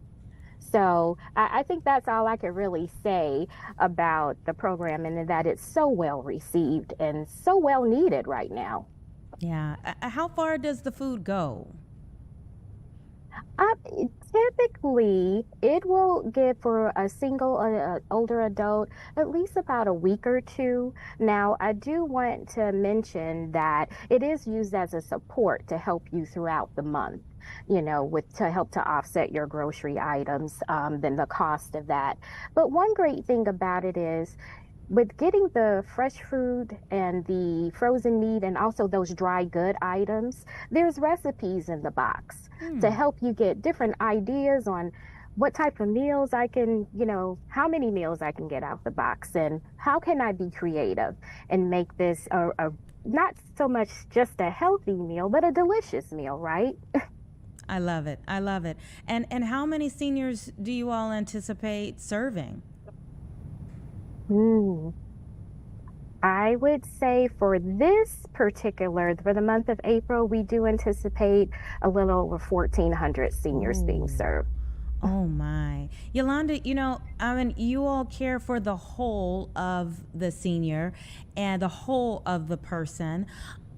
And sometimes, yes, the food is nutrition, it's good for your body, but just to know that somebody cares and to interact with other people, that communal aspect really goes a long way for a senior's life. Yes. And so one of the things that really was made kind of more evident through the pandemic, when kind of a lot of group settings were kind of shut down, was like the impact of social isolation, right? And so kind of core to what we really do is like building communities and settings, right, for folks to connect socially, so that it is a mind body, if you will, experience. Like one of the things that we really like try to drum home for people to realize is that social isolation is just as damaging for an older adult than smoking like literally 15 packs of cigarettes a day. And so it has like a massive impact. Our senior centers are like great places of social connection. And what we like people to see is to actually come into the environment. There is a lot of misconception that the senior center experience is kind of akin to a long-term care setting. But if you were to walk into one of the spaces, you're going to see just the opposite of that. Wherever it is, a lot of line dance going on, if it's a lot of exercise classes going on, if it is like art, right? You have tremendous artists. If there is learning a different language, there literally are like things that will appeal to a wide spectrum of older adults. And what are you all hearing? I mean, Veronica, you mentioned that some of the seniors, like maybe the cost of groceries has become a burden for them, but SNAP benefits have been cut, and I would really like to hear what are the frustrations that you're hearing from some of the seniors out there right now about it all. Yeah, I think that you pretty much mentioned the top three, the cost of the groceries, the SNAP benefits getting cut, and then in some cases, access to get out, to get to the grocery stores. And then as Deputy Commissioner Curry stated, is that a lot of our seniors, they are coming daily to the senior centers, right? They have the transportation to get there. They have the socialization. They're there for, various programs and educational series. And so it's a one-stop shop where they can come there and get the food box program as well. There's a lot of frustration, as you stated. There is a lot of anxiety when it comes to the SNAP benefits being cut. And so this does offer some type of alleviation and a little bit of a relief. A lot of the questions that we get is, when are we doing it next? Can I get more? A lot of feedback is that the grocery items they're fresh. A lot of folks aren't expecting the grocery items to be as fresh as they are, but they are just as fresh as when you go to the grocery store to purchase them. And just being appreciative of the food box items. I mean, we got some good stuff in there. We do. I mean, folks are like, is there more green bunches in the box? So we do have a lot of favorite items in the box as well. So I guess I can just sum it up as we're hearing gratitude, and if you all could continue to help us and advocate for us as seniors. Yeah, and when do you intend to do it again? Oh, well, we're in the works, right, Deputy Commissioner Curry? we're talking about it now, hopefully trying to roll it out within the next couple of months. So maybe looking something like a summer program, but again, just trying to work out all of the different challenges on the back end. But we are definitely committed. We'd like to keep the program going. We were very successful with the program last year at the regional senior centers. We were able to offer it quarterly from April all the way up until September. And I know that we service well over 3,500 seniors. Oh, my goodness. And Deputy Commissioner Curry, just as much as it may be more difficult for the seniors, how much more challenging is it to come up with the funds for this type of effort from last year to this year? It is a challenge. And so last year, of course, we had to embark on a very aggressive advocacy campaign, right? When there were thoughts of massive cuts to federal programs and services. And through the advocacy of seniors right across the country and the Aging Network, we're able to kind of stave that off, right? And if we will, kind of keep funding level. We've been lucky enough to receive some funding, right, from some local foundation to support, most recently, Chicago Community Trust supporting our home delivered meal program. We, again, are aggressively looking to partners and corporate sponsorship to do that. But we're kind of like at this unique place where the aging population is growing, right? Where there is like a ongoing threat, right? Like to continue funding for programs. And so again, we are trying to be good steward of the dollars that we have, and being kind of aggressive in our outreach to other partners to help support our programs. And in also, we could mention that we have a partnership with Meals on Wheels Chicago, which is another, if you will, not-for-profit fundraiser, right, which is supporting holiday meals for our home delivery meal program. And then there's a monthly pantry, right, that they're putting together on behalf of older adults as well. And so if someone is listening right now and maybe they want to help you all out, what do they need to do? Well, I think the easiest thing they could do is they could email us at aging@cityofchicago.org, right?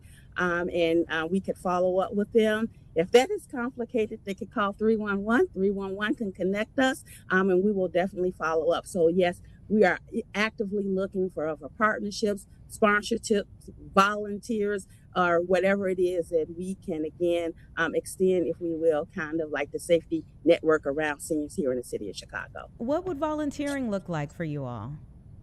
Volunteering, and well, it is varied, right? And so we have volunteers who actually go into our long-term care settings or nursing homes who visit older adults. We have volunteers who volunteer at our senior centers, and they do a range of things, to maybe teaching classes, to serving food, to kind of friendly visiting. We have volunteers in the program, the Senior Health Insurance Program, right? Well, they are like trained, right, to become, if we will, kind of experts on Medicare and Medicaid and health benefits, right? And they're able to walk seniors through that because those are very complicated processes. And then we are also we have two federal volunteer programs, foster grandparent, right? Well, these are seniors who volunteer, and they're volunteering in academic settings, right? And senior companions, where other seniors help seniors like within the home. Oh, wow. Yolanda, maybe on a final note here, I would love to find out, when you all are actively doing this type of engagement with our senior saints, I like to call them, what that feels like to be able to meet these needs for them and to really, all of us, the goal is to age, right? The goal is to age. So how it feels to be able to help people in a way that, we all hope someone will help us one day. And I do have a open invitation to you for something that we have coming up in September, and that is Senior Fest, right? And so that'll be Thursday, September 17th. I hope I have that date right, but it's Thursday in Millennium Park. We'll have seniors from every part of the city of Chicago there, 8,000 seniors strong, right? Really uplifting and celebrating older adults here in the city of Chicago. And if you really want to see something that is the testament of the soul and spirit of seniors here in the city of Chicago, it is a non-miss event, right? And so if your calendar ever has like a little hole and gap, we invite you to come out and experience it. Oh, it sounds awesome. Veronica, weigh in as well, how it feels to be a part of these efforts uplifting our seniors. Well, at times it can be a little overwhelming because we come into work, we do our daily operations, and it, sometimes can become mechanical. But then when we encounter our seniors face to face, it becomes emotional, right? Mm-hmm. A lot of our seniors are, giving us hugs or just wanting to talk to us for long periods of time, and, talking about other services that they may, need or they're inquiring about, and then also praising the different programs. So when we hear that type of gratitude, I just have to tell you, it really makes you proud to do the work that we do. And I do want to echo in on Deputy Commissioner Curry with the Senior Fest. It truly is Chicago's senior Lollapalooza. So. Well, you've just given us all kinds of thoughts in our minds now. What kind of music? What kind of music? Everything, right? So normally we might have like the 40 plus Double Dutch Club out there with us, right? Celebrating. We have a dance tent. And so if there ever is a desire to line dance and there's not a dance you probably won't miss, right? We've had like a karaoke station, if we will. We've had senior entertainers like representing the various cultures of the city of Chicago. We have other kinds of things, a big information and resource fair with 70 plus vendors out there, as well as vaccination clinics, as well as art, well as like massage. And so it is just like this great grand experience. Senior Lollapalooza. I love it. I might love that experience more than the real one. But thank you both so much for what you do for our city and for our seniors, especially on a regular basis. Thank you for taking time out to be here on the show. I think the world of what you all do. It is an honor for you all to be able to serve our seniors in this way. Yeah, thank you for reaching out and support and getting the word out about this food box opportunity for older adults. Absolutely. All right, you all take care. Thank you so much. Okay, all right, bye-bye. It's just about 2:52, everyone, and they're so right, that it does become emotional. I volunteered for Meals on Wheels for a couple of years, and you start to get to know the people on certain routes, and sometimes you're the only person that they come in contact with that day, and maybe for that week. And when you come in and you start to get to know them, and about their families, you see the pictures in their homes, or and then you hope. You hope that you see them again the next time. It really does become an emotional connection just to see people. And again, the goal is for all of us to age. So it's a beautiful thing to be able to serve those who have gone before us and really paved the road for all of us to be able to do what we do on a regular basis. All right, it's about 2:53. We're going to take a quick 2-minute break. We might peer back in on what's going on down in Florida coming up after this.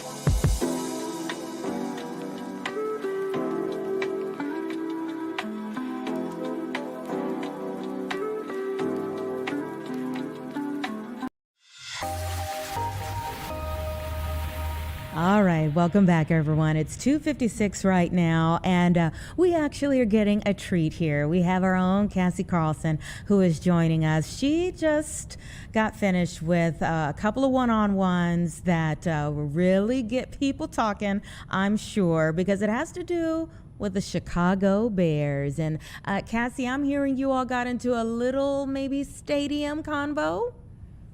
Yes, it's really been the topic of conversation that everyone's been waiting all week here at Arizona owners meetings is what's the stadium update when it comes to the Bears? And Kevin Warren just said that they have a new timeline. It is going to be late springtime, early summer now, and they finally make a decision, hopefully, on the Bears stadium and where it's going to be. And it's between Hammond, Indiana and Arlington Heights.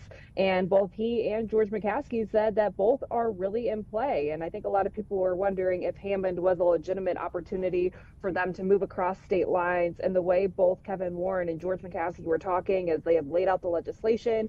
They are doing the due diligence at the site, and they believe it is feasible to have a stadium there with mixed use development around it. And so Indiana is definitely in play. And then you think of the timeline with late springtime, early summer. We know that legislative session in Illinois ends May 31st, so that's right on par with when that wraps up, and they're hoping they can get some legislative done to get tax certainty, and then they will have two deals in front of them, they hope, to make a decision. But George McCaskey said right now there is no deal to be made because they don't have a deal in front of them, so there's still work to be done, and they are going to be patient, although that's tough to do in this scenario.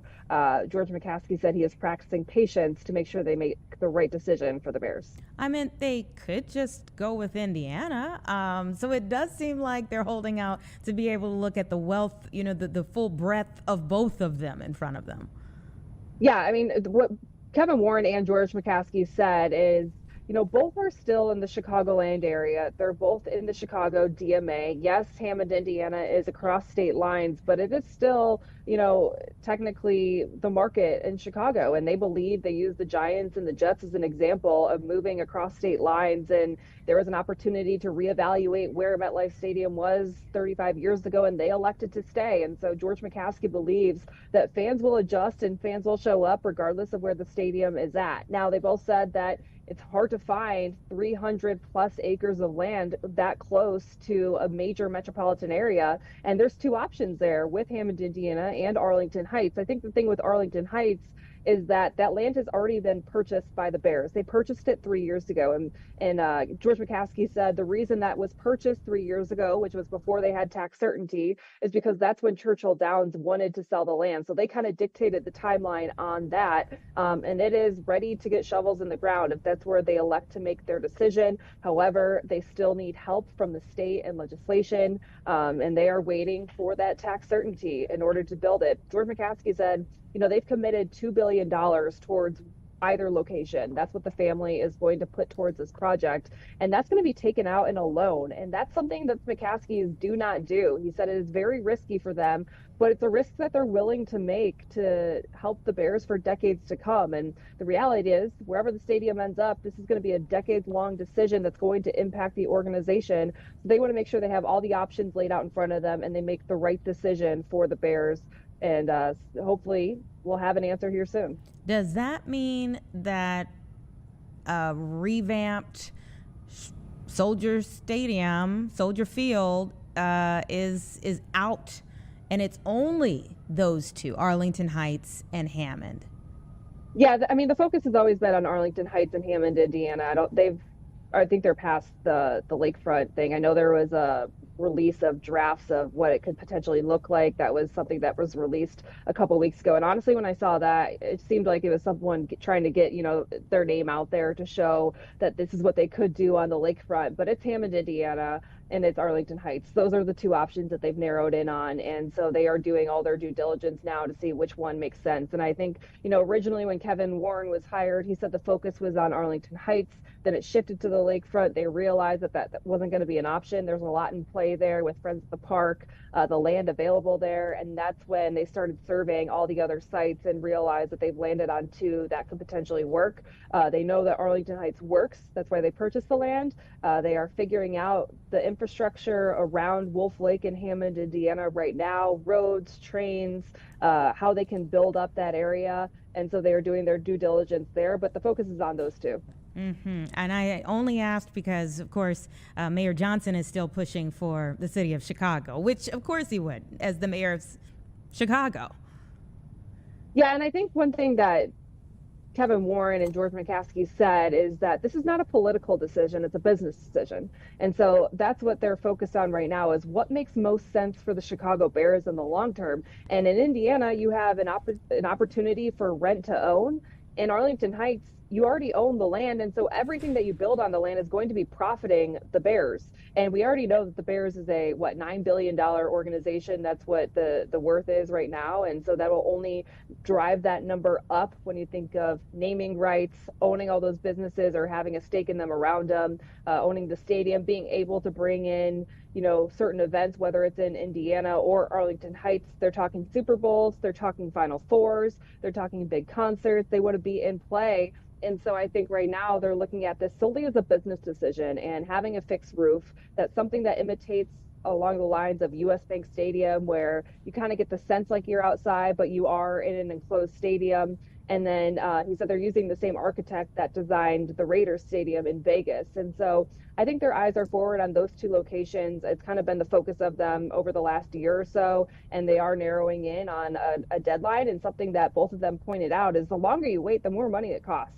A lot of the cost of the project is dictated based off what's going on in the world, and the cost of steel going up and all the cost of labor going up. And so, they said they were going to have shovels in the ground in 2025. That deadline has been missed. And so the longer it takes to make a decision, the longer before the shovels go into the ground, that's millions upon millions of dollars that drives the cost of the project up. So they are narrowing in on needing to make a decision for that reason as well. Yeah.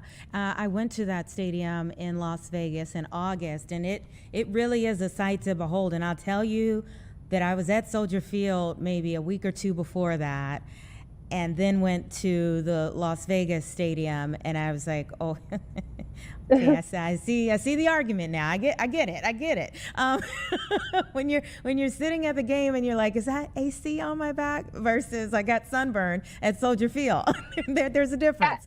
Well, that's something that NFL Commissioner Roger Goodell said during his press conference yesterday. He said they need to make a decision. Like, the time is running out, and he said, of course, Soldier Field has serviced the Bears wonderfully. They've had great memories there, but I think, especially because fans love Soldier Field and being on the lakefront, there's no doubt about that. But if you were to go to every other NFL stadium and see the game day experience and how different it is at the new stadiums, there is just a huge gap between what fans are experiencing at Soldier Field and what they would experience technology-wise, game day experience, accessibility at a brand new stadium. Yeah, it really is. It's a marked difference in so many different ways. So were there other things that I'm sure they wanted you to talk all day long about the stadium I'm playing, but were there other things that you got to talk to them about?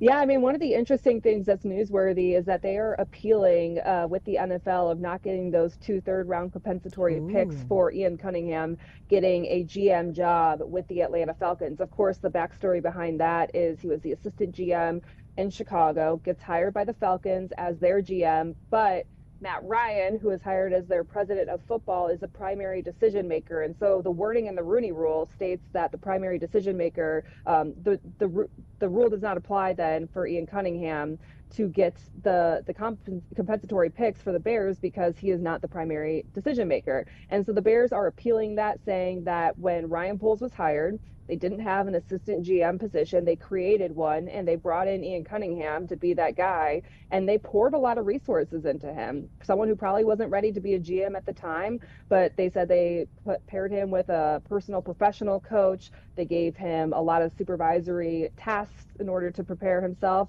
They put him in professional development, player development. They got him experience working with the salary cap so that he was prepped and ready to go when his opportunity came. And this is someone who has been in the interview cycle for GM jobs for the last 3 or 4 years, and to finally get one and then say, oh, well, the wording isn't exactly what we thought it would be. And so the Bears aren't going to be rewarded for prepping and priming a minority candidate to get a lead GM job. I think the Bears, they went to the league office. They met with Roger Goodell. That was Ryan Poles, Kevin Warren and George McCaskey, and they are appealing the decision. So we don't know when we'll hear anything from that. The draft is 3 weeks away, and those compensatory picks would play in this year's draft potentially. And so they're hopeful to hear something soon. But they feel like they made a good argument where they are going to continue to pour into diverse candidates, do their job to boost them up, and they feel like they deserve to get those compensatory picks. Well, sure. I mean, it makes you kind of question the Rooney Rule altogether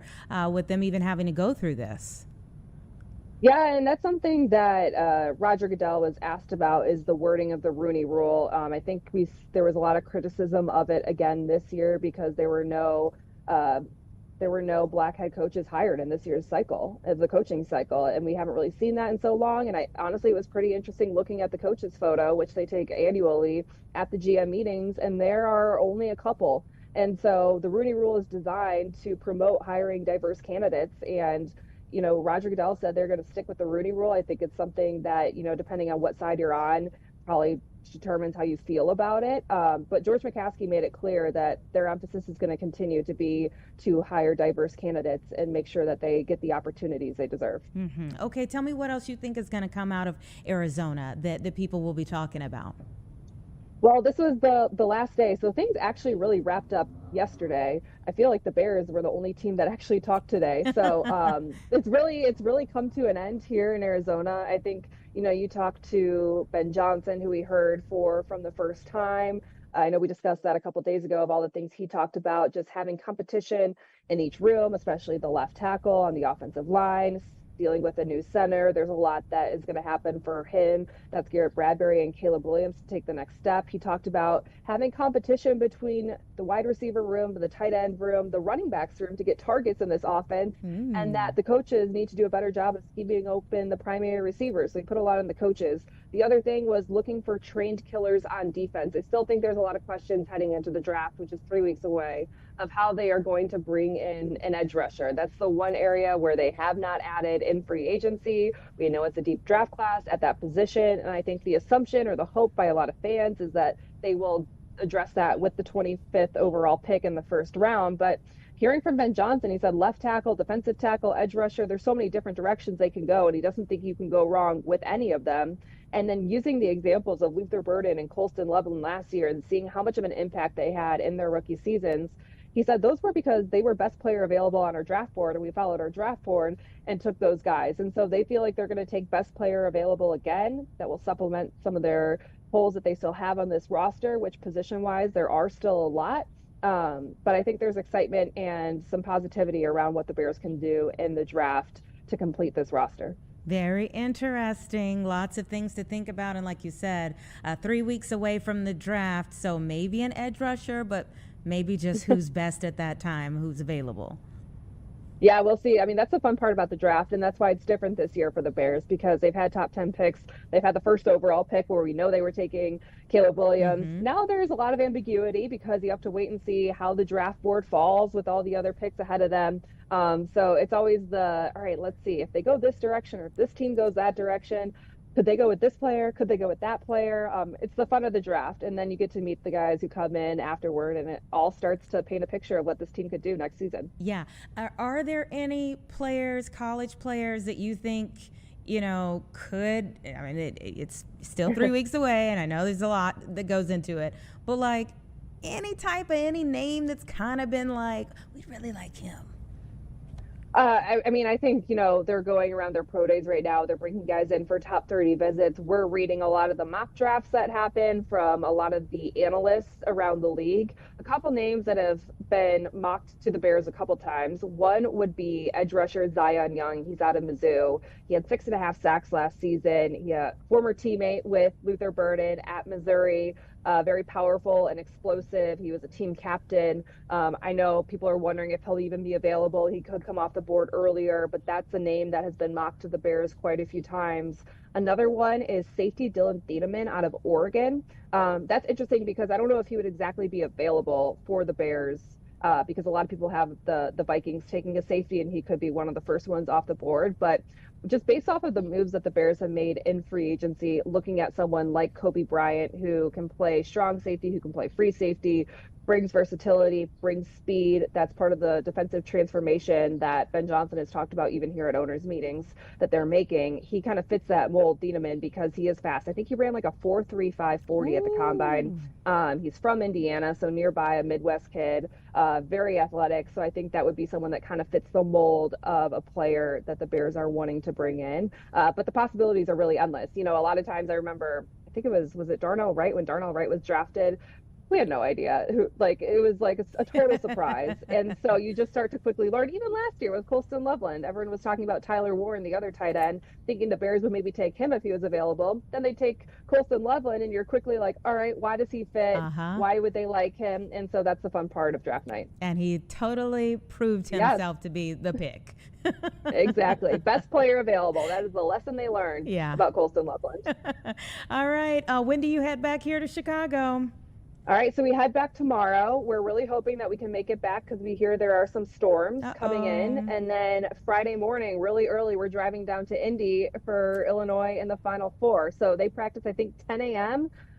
Eastern time down in Indianapolis Friday morning. So we're going to quickly hop in our cars and go down and cover what's a hopeful run to the national championship, first time in 21 years that the Illini are in it. It's like the holiday season for you. I mean, it's just back to back. We love it so much. It's fun. It's always like, okay, yes, like we get these big events. It's the fun, it's the adrenaline. It's so cool. Like I got to cover a Final Four my first year in the business. I was working in Lubbock, Texas, and it just so happened. And it was one of those things where you're just surrounded by so many media members, and the stories are endless there. And just to see, especially because Indianapolis is right smack dab between Champaign, Chicago, you know, there's so much, it's like very centrally located for all these Illinois alums to go. It's going to be really exciting. Oh yeah, it's going to be packed, I'm sure.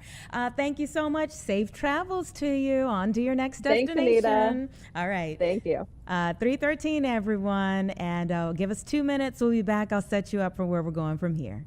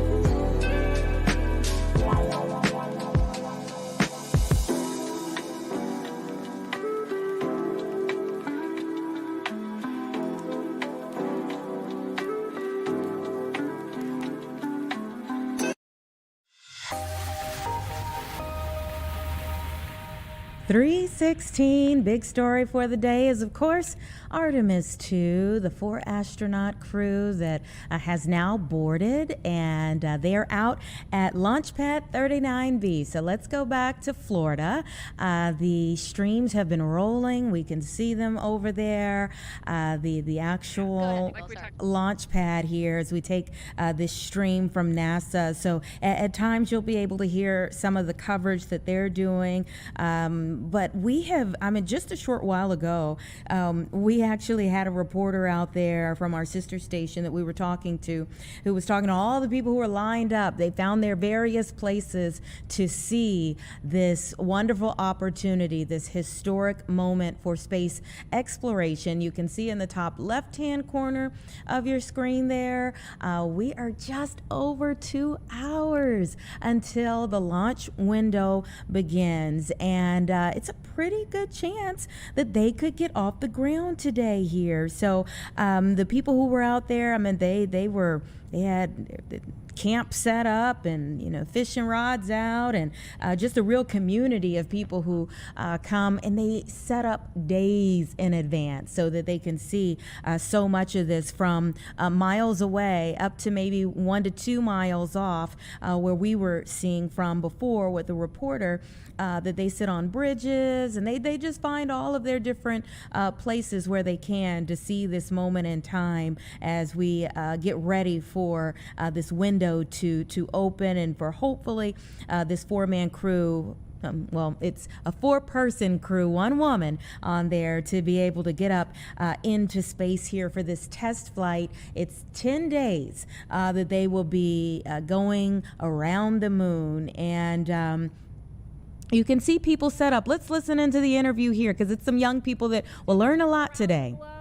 Today we're actually talking to some local students who are from right here locally, Merritt Island in Titusville.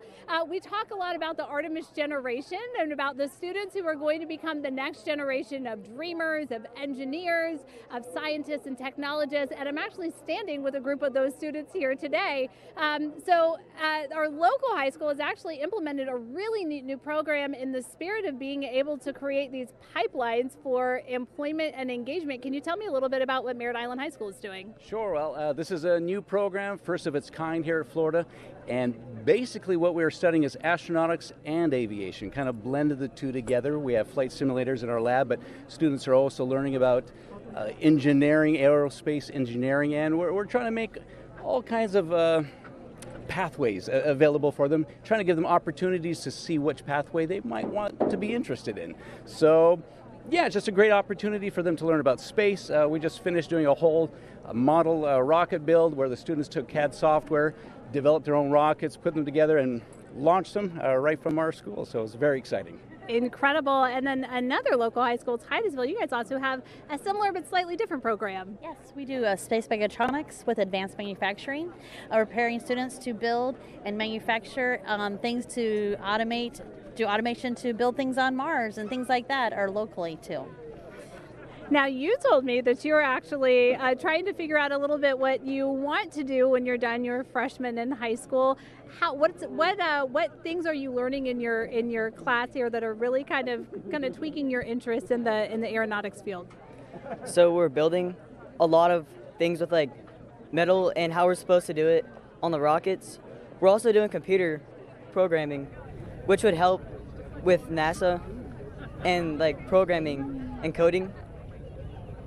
Absolutely. And awesome stuff. These young people, they're literally miles ahead of so many of us who have come before them, talking about programming and coding and automation. And one of the professors there was saying they do astronomics and aviation and teaching them about aerospace engineering, but really all of it goes into learning about new pathways of success. And that is a beautiful thing when children's eyes, young people's eyes can be opened up to new pathways for success, because for sure some of the pathways that maybe we thought of before, the pathways they're seeing weren't even thought of at that point in time. So it's really a great day for both our older generation and also for the next generation coming behind us. When we talk about pathways, obviously a big conversation of today has been about pathways of citizenship, and the Supreme Court taking up birthright citizenship in particular. I want to bring in Professor Daisy Fernandez, who actually just wrote a book about citizenship, who's joining me now from Northwestern to talk about this moment that we're in terms of the High Court's decision that's literally hanging in the balance. Thank you so much for your time. Thank you for having me. I appreciate it. What did you take from this morning's arguments? Yeah, a lot of questions. What I took is that the Supreme Court justices are really weighing the options here, weighing the possibilities. Really, what stood out to me is that they are wondering about the focus from the Trump administration on the parents of American children, because parenting is not something that necessarily comes up in the 14th Amendment or even in statutes that were later passed. The focus has always been on whether the child is a U.S. citizen or not. But what the Trump administration wants is a focus on the parents. So there were a lot of questions today about that. And when we talk about the Trump administration's focus, this obviously is built into a focus on immigration and a crackdown for the country that has been a central focus for the Trump administration, especially this go round. So what are your thoughts on, let's say, scenario A, scenario B, if the justices weigh in and say, they believe that this was illegal, that this was an illegal position, then what do you think that will say about immigration enforcement moving forward? And what if they say in scenario B that actually this interpretation of the 14th Amendment by President Trump is correct? What do you think that will signal for his focus on immigration moving forward? Yeah, if the Supreme Court decides to accept the government's position on the 14th Amendment, then part of what happens is that pretty much overnight we end up with many, many more people who are undocumented. This would right now affect people who were born 30 days after the executive order was handed down. So we would have many more people who are undocumented and subject to removal. If we would also have an enormous amount of chaos, of course, as well, unfortunately, because we would then have a lot of questions about what individual states would do to guarantee rights for children who would essentially be stateless within our country. So I don't know if we would end up in a scenario where if you're born to undocumented parents in Massachusetts, maybe the state of Massachusetts would recognize you as a citizen of their state, but once you left that state, you would not be recognized as a citizen of elsewhere. It just opens up an enormous number of questions. Justice Jackson actually asked the question of how are we going to implement this? Are we going to bring in mothers to depose them in some way for deposition? It just brings up so many logistical questions of what would happen then. At the same time, you ask what would happen if we continued, if the Supreme Court rejects the government's, interpretation, and it would mean on a legal basis that those of us who are born in the U.S. would still remain having citizenship, and we would continue having what are mixed status families. I was part of a mixed status family where some of my family members were under deportation orders. Some of us, like myself, had birthright citizenship. Some of us were refugees, just having really different relationships to the question of citizenship. And tell me, because you mentioned it, from a personal perspective, the difference that birthright citizenship makes for a next generation of a family. Oh, absolutely. So it's important to remember that with birthright citizenship, we have access to so much of the social citizenship, right? In terms of being able to see a doctor. A lot of people don't know that or don't think necessarily about somebody who's undocumented having to rely on emergency rooms for medical care. So a lot of people who are undocumented will wait until very urgent medical situations arise or until a condition becomes really urgent to access medical care. That's not true for someone who has birthright citizenship and who maybe doesn't have money, or a child who's in a poor family can access Medicaid and other resources.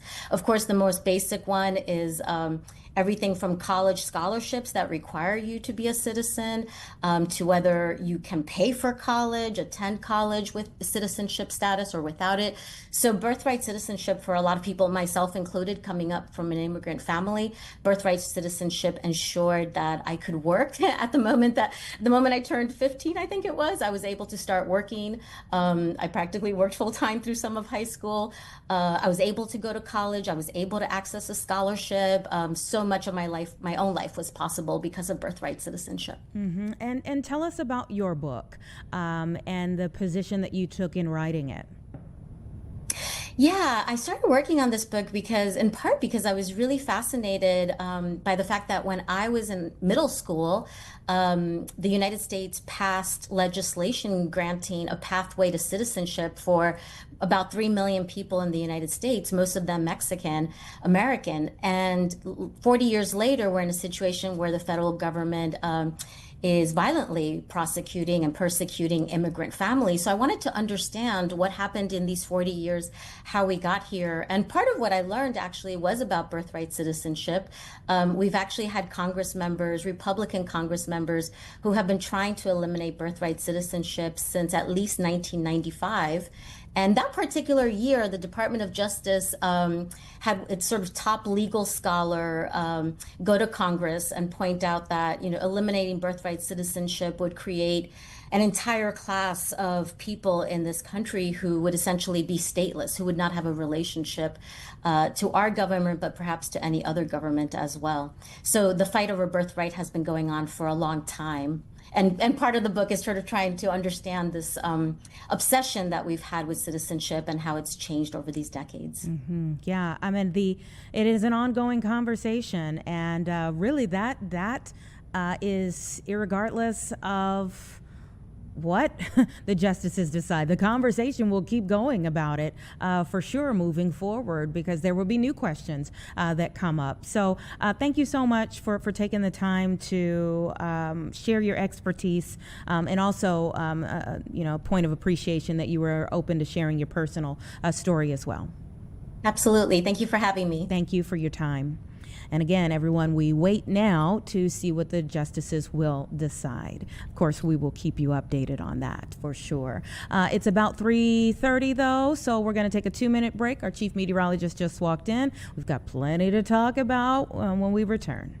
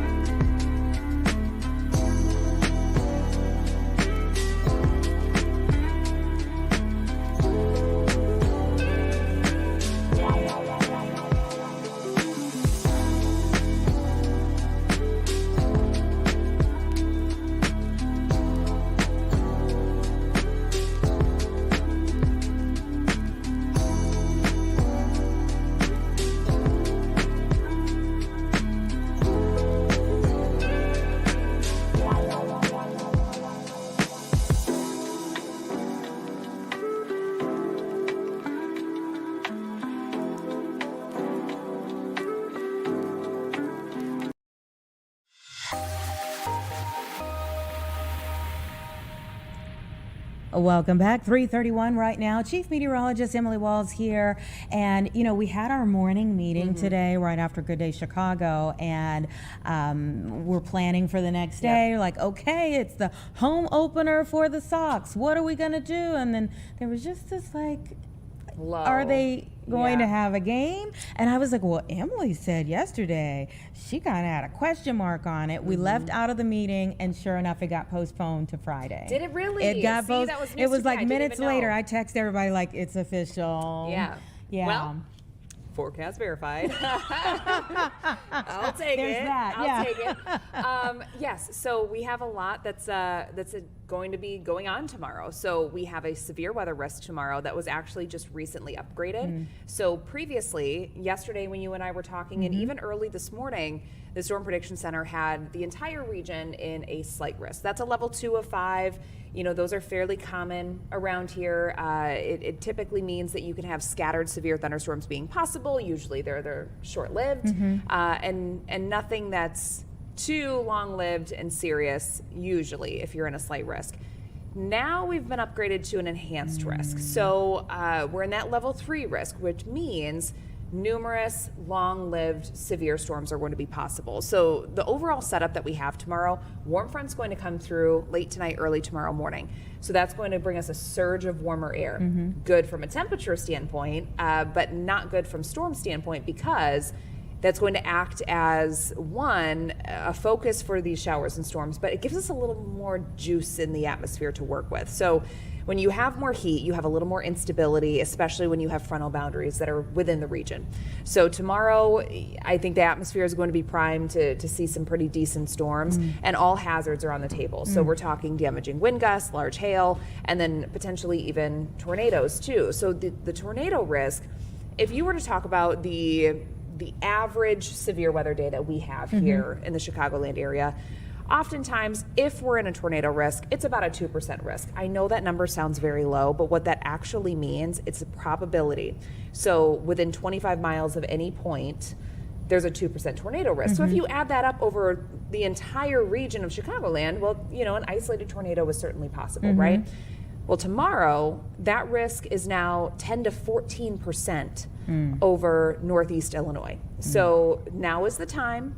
Make sure you know what you're going to be doing through your day tomorrow and where you're going to go if you receive a tornado warning, whether you're at work, whether you are, you know, out and about, maybe you're going to be on your drive home. Know what to do and what your focus is going to be if you get that alert. Have a plan. Yes, because oftentimes, you know, people are just going about their day not thinking about, okay, where am I going to go at, you know, 3 p.m. if there's something that's going on. What I will say, especially based on, you know, the devastation that we saw a few weeks ago, we had numerous deaths with that large tornado that tracked through portions of Kankakee, Newton, and Jasper counties. A lot of those were in mobile home parks, and those, you know, unfortunately, mobile homes are notorious for being very unsafe in the event of severe weather, especially tornadoes. So for those of you that do live in a mobile home park, or if you have family, friends, parents, whatever, you know, it's as simple as go to a mall during the afternoon as the storms are coming your way. Go to a store. They're going to be safer than your home, even though we typically feel safer at home, right? It's the comfort of being home. But tomorrow's going to be one of those days that maybe you actually take a look at the radar and plan an errand, you know, to be somewhere else around that time. So today's the day to plan. And what are the hours that you think this will be going on? At this point, it's looking like more of an early to mid-afternoon through the evening. So it could end up being a late night event too. I think we're going to have a couple rounds of showers and storms being possible, one in the afternoon, one at night when the cold front actually comes through. So, but I'm a little more concerned about that afternoon round because we're going to have warmer air in play, which is going to give us that extra boost in the atmosphere. So really anytime in the afternoon, just make sure you're staying alert, have ways of getting those severe weather alerts. If you haven't already, Fox 32 weather app, that's great. NOAA weather radio, those are also great. You want to have ways of getting those alerts as soon as they are issued. So when we start up the day, let's kind of walk folks through the day into the weekend. So this evening, are we expecting any rain this evening? So we are going to have some scattered showers around. Okay. Nothing too heavy, nothing too major this evening. Late tonight into early tomorrow morning, we are going to have a push of kind of some heavier rain that comes through, and that's with the warm front. So don't be surprised if you hear some thunder overnight into the early morning hours of Thursday. But the storms that we are most concerned about will be tomorrow afternoon into the evening hours, and it's going to be with a cold front that's approaching the area. Okay. So temperatures tomorrow, we're going to be right around 69, 70 degrees for your high. So it is going to be warm. We're also going to have dew point temps that are approaching 60. And for a threshold, by the way, whenever you have dew points that are right around 60 degrees, that's when we start feeling the humidity. It feels a little It sticky. felt humid yesterday. Yes, it and did. then it just, like, yesterday going into work and yesterday coming home from work were two totally different situations. Yes. It was cold. Yeah, it was, and it is cold today. Like, today is definitely the coldest day of the week. Well, that same frontal boundary that came through as a cold front yesterday, that's the frontal boundary that's now going to surge to the north as a warm front. So it's just a boundary between that warm and that cold air. Right now we're on the cold side of it. Tomorrow we're going to be on the warm side of it. Then on Friday, daytime hours look pretty good. It's really not until the evening, the overnight, that we have another push of rain. That's going to be lasting into Saturday. So unfortunately for, you know, Easter egg hunts, I know there's a lot of festivities that typically take place the Saturday before Easter Sunday. We'll have to watch that closely because a couple thunderstorms could be possible on Saturday as well. High temperatures are going to be in the 60s, and then on Sunday for Easter Sunday, we're partly sunny. It's going to be a much quieter day, but temperatures are going to be cooler in the upper 40s to near 50 degrees. Wow. We're on a roller coaster ride. We are. And you know, I'm guilty of this too. Whenever we get to March and April, I'm like, where is the consistency here? You know, we're not quite there yet, but we are getting more warm days than cold days. So we're moving in the right direction. But this is a very typical weather pattern for spring in the Midwest. It all has to do with the jet stream, and the jet stream kind of drives these systems right on through our area. And it looks like this overall soggy weather pattern that's going to continue through at least Saturday, and then we have at least just a small chance of a couple showers early next week, maybe even some sleet mixing in. I know you're looking at that. You were can see me at squinting Monday. like, well, why does Monday look different from the raindrops on Thursday and Saturday? Well, so that's like pellets. That's going to depend on the timing of those showers, because in the morning we're going to wake up to temps that are in the low to mid 30s. So if those showers are in the morning, then it is likely going to be a wintry mix. If we can hold off on those showers until later in the day, then it would be mainly rain. So that's why you see that mix on there for Monday, because the timing is still up in the air. Gotcha. She sounds like. I know. That's exactly what she looked like looking at that 7-day. You all couldn't see me. I knew the next question coming up. Yeah. Wow. We really are all over the place, but we appreciate you guiding us through. And yes, your forecast has checked out. Well, I am glad to see that we're not going to have a stadium full of people potentially during severe weather. They didn't right? want Like that. that's the They right didn't want call. that. That's Yeah. the right call. Yeah. Before they call balls and strikes, just go ahead. The weather's going to be foul. Okay. 3:40. We're going to take a quick break. Thank you for coming up. We'll see you here on the 4 o'clock news, and we'll see you right after this break.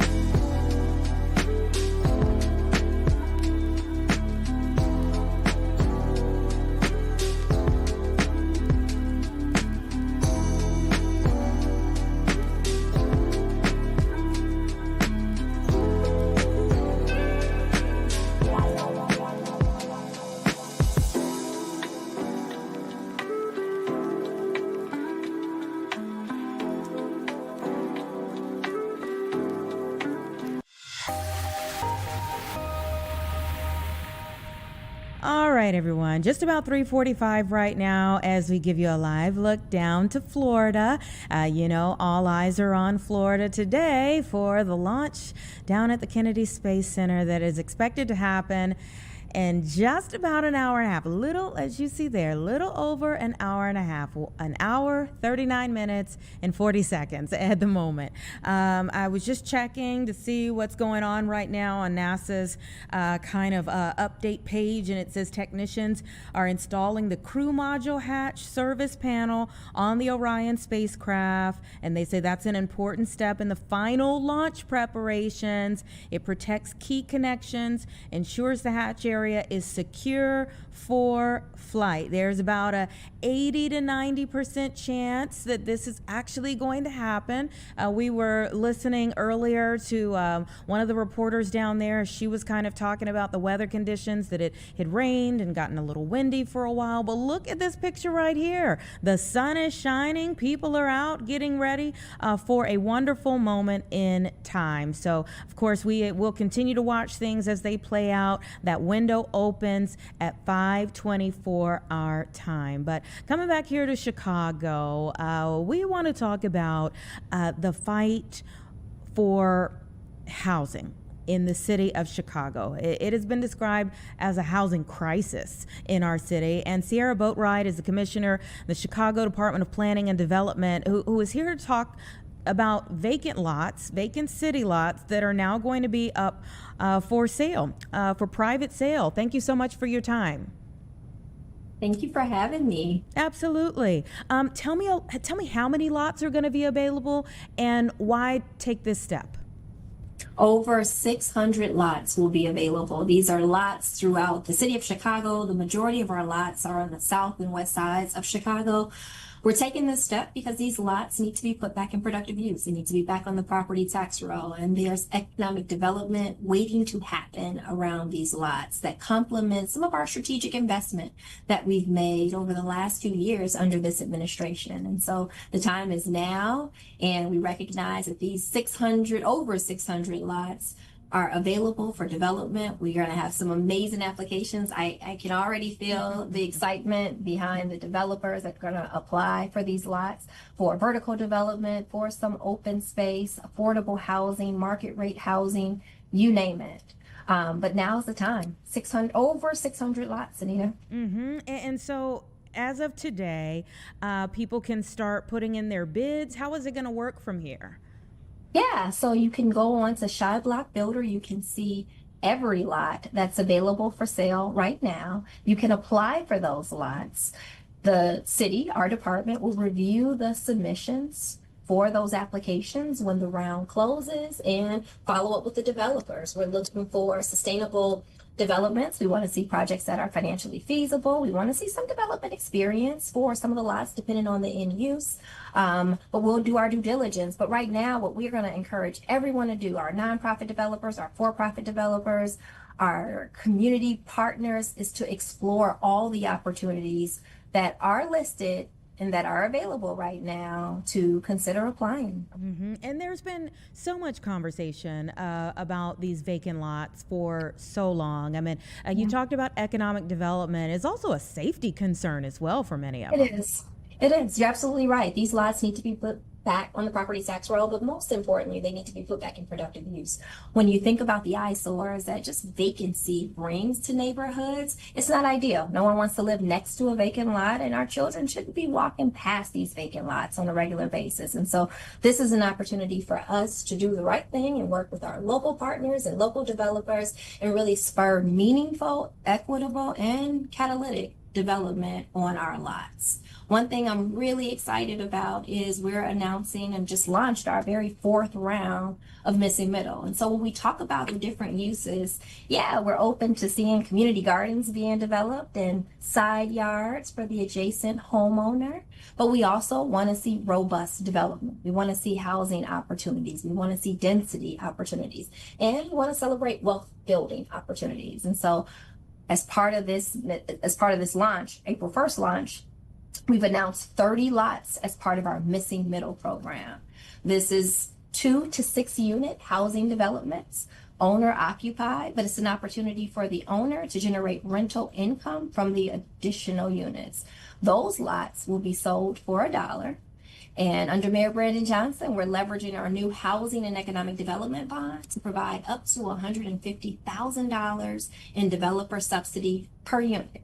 Not per lot, but per unit, to address an inevitable appraisal gap. And so we've got, across these 600 lots, a series of different uses and opportunities for developers to apply for. You know, and I spoke with one of those missing middle developers, a young woman developer that was working with the missing middle recently, and it really was beautiful to see a young woman, a Spelman grad, who came up through CPS and wanted to find a way that she could, you know, come back and do something great for the city, and this was a way that she could. That's right. That's right. Our developers are homegrown, many of them. In fact, our missing middle, this is our 4th round. So this is not a concept. This is not an idea, right? It's a proven concept, if you will, and it's working well. We have over 300 units that have been approved that are advancing through the construction phase. And that one developer that I have a feeling I know who you're talking about is one of 16 amazingly talented, passionate, capable developers that are advancing these developments across multiple rounds, across multiple community areas. In fact, across the 4 rounds, we have 16 minority-led development teams. That's something that we're extremely proud of, and I can't wait to see the submissions, that comes in from this current round that we just released today in not 1, but in 2 community areas. And what are those community areas? We're doing 19 lots we just listed in South Chicago and 11 lots in West Englewood. Mm-hmm. And I hear you time and time again say that an emphasis on local. Talk about that emphasis, because I know there are many communities. I was just talking to somebody in another place downstate yesterday about a conversation on developers from states away and the dilapidated property that they bought that's just sitting there. So talk about that emphasis on local.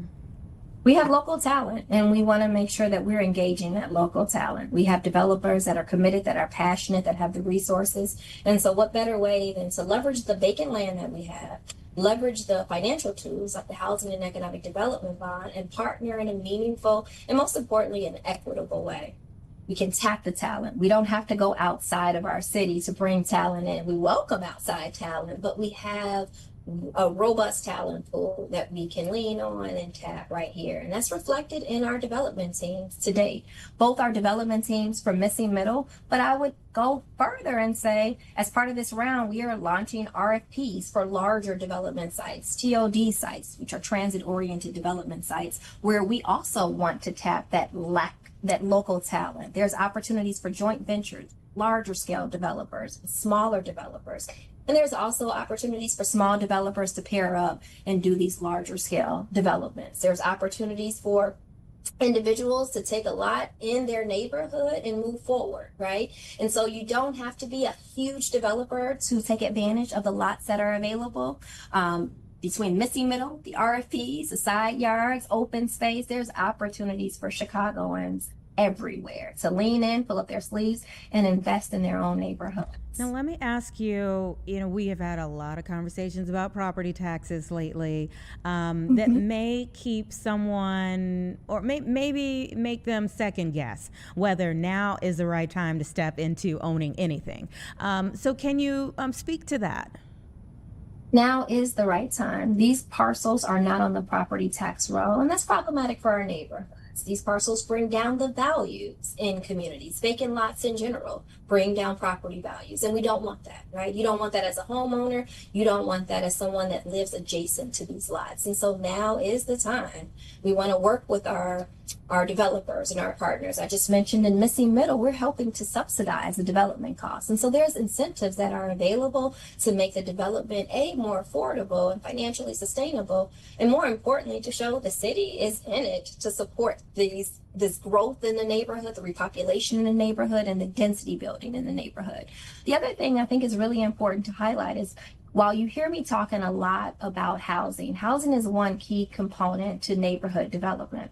But it's those rooftops that help support thriving corridors. It's the rooftops that are going to allow us to support new grocery stores, new restaurants, those neighborhood amenities that many of us just take advantage. We have it, we take it for granted. Many of the neighborhoods that we're really focusing on equitable development don't. And so we want to ensure that we're thinking thoughtfully and partnering and getting these parcels back on the property tax roll. And you know, sometimes like you and I, we can celebrate like, revitalize the neighborhood. It's going to be beautiful to take the vacant lots and reimagine them and, all of those things. But sometimes when people hear about this, new development in a neighborhood, you automatically think that your property taxes will go up or that you might end up getting pushed out of a neighborhood because of development that is happening near you. Can you speak to that? Yeah, I think so much of that. We pride ourselves at the Department of Planning and Development, the City of Chicago, in authentically engaging and educating and responding in a respectful and also really responsive way to those types of concerns. And it's not uncommon for us to hear those concerns. And what we often like to remind residents, nonprofit organizations, and community partners, our neighborhoods deserve to thrive. These lots, they're not intended to be vacant for generations. We deserve investment. We deserve equitable investment in our neighborhood. We deserve thriving corridors. We deserve home ownership opportunities, affordable rental opportunities, and robust holistic development opportunities. And we shouldn't be fearful of that, right? I think so often along the South and West sides, for generations and generations, we've experienced a lack of investment. And so I want us to welcome this level of investment, but most importantly, be truly engaged and partner in this opportunity. Mm-hmm. You don't have to be a big developer to invest. And I think it's also important to highlight the wealth component that comes with housing and ownership, whether it's single family homes or the missing middle that I highlighted, which is 2 to the 6 unit housing typology. And so I think so much of it is for us and for me as commissioner is listening to residents and being respectful and responsive to those concerns, and most importantly, engaging authentically and just educating developers and partners and community residents about what's to come, how it'll look, and the impact that it has on the existing housing stock, existing businesses, and residents alike. Okay, Commissioner, how long can people get in on this? How long are we going to have this going?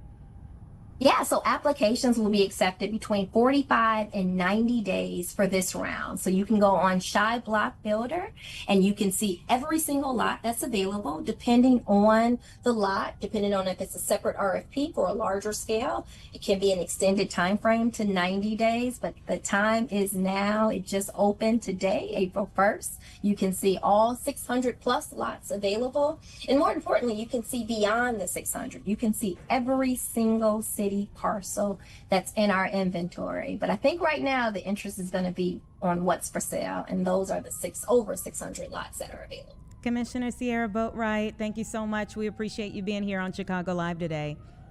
Thank you for having me. Absolutely. Can't wait to see what people do, who steps forward and what they do with those vacant lots. So again, you can get on that starting today. Let's take you back one last time to Florida. Again, the opportunity is going to open. The window for launch will open for Artemis II at 5:24 our time. We're watching this very closely. There is about an 80% favorability right now for liftoff, and you can see them doing some of the last minute preparation as we speak for the 4 astronauts who are now inside the spacecraft getting ready for this journey, this historic journey around the moon. There from the Kennedy Space Center in Florida. You can see them all strapped in. This is so cool. All strapped in here. Reed Wiseman, Victor Glover, Christina Koch, along with Canadian Space Agency's Jeremy Hansen. We are, of course, wishing them the absolute best for this historic, slightly risky lunar venture that's going to mark the first time astronauts have returned to the vicinity around the moon. in more than 50 years. So we're hoping and praying that all goes well for them. And we'll, of course, take that coverage live on the air. But we'll see you back here tomorrow for another round of Chicago Live Online.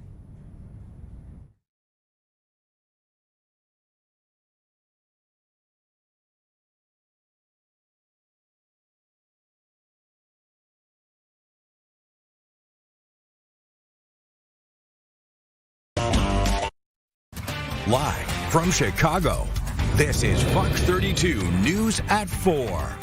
Right now, 4 Supreme Court justices are weighing whether to end birthright citizenship for illegal immigrants. A Westside hospital could be reopening after facing a major financing hiccup. And shooting for the moon, we're watching as NASA prepares to make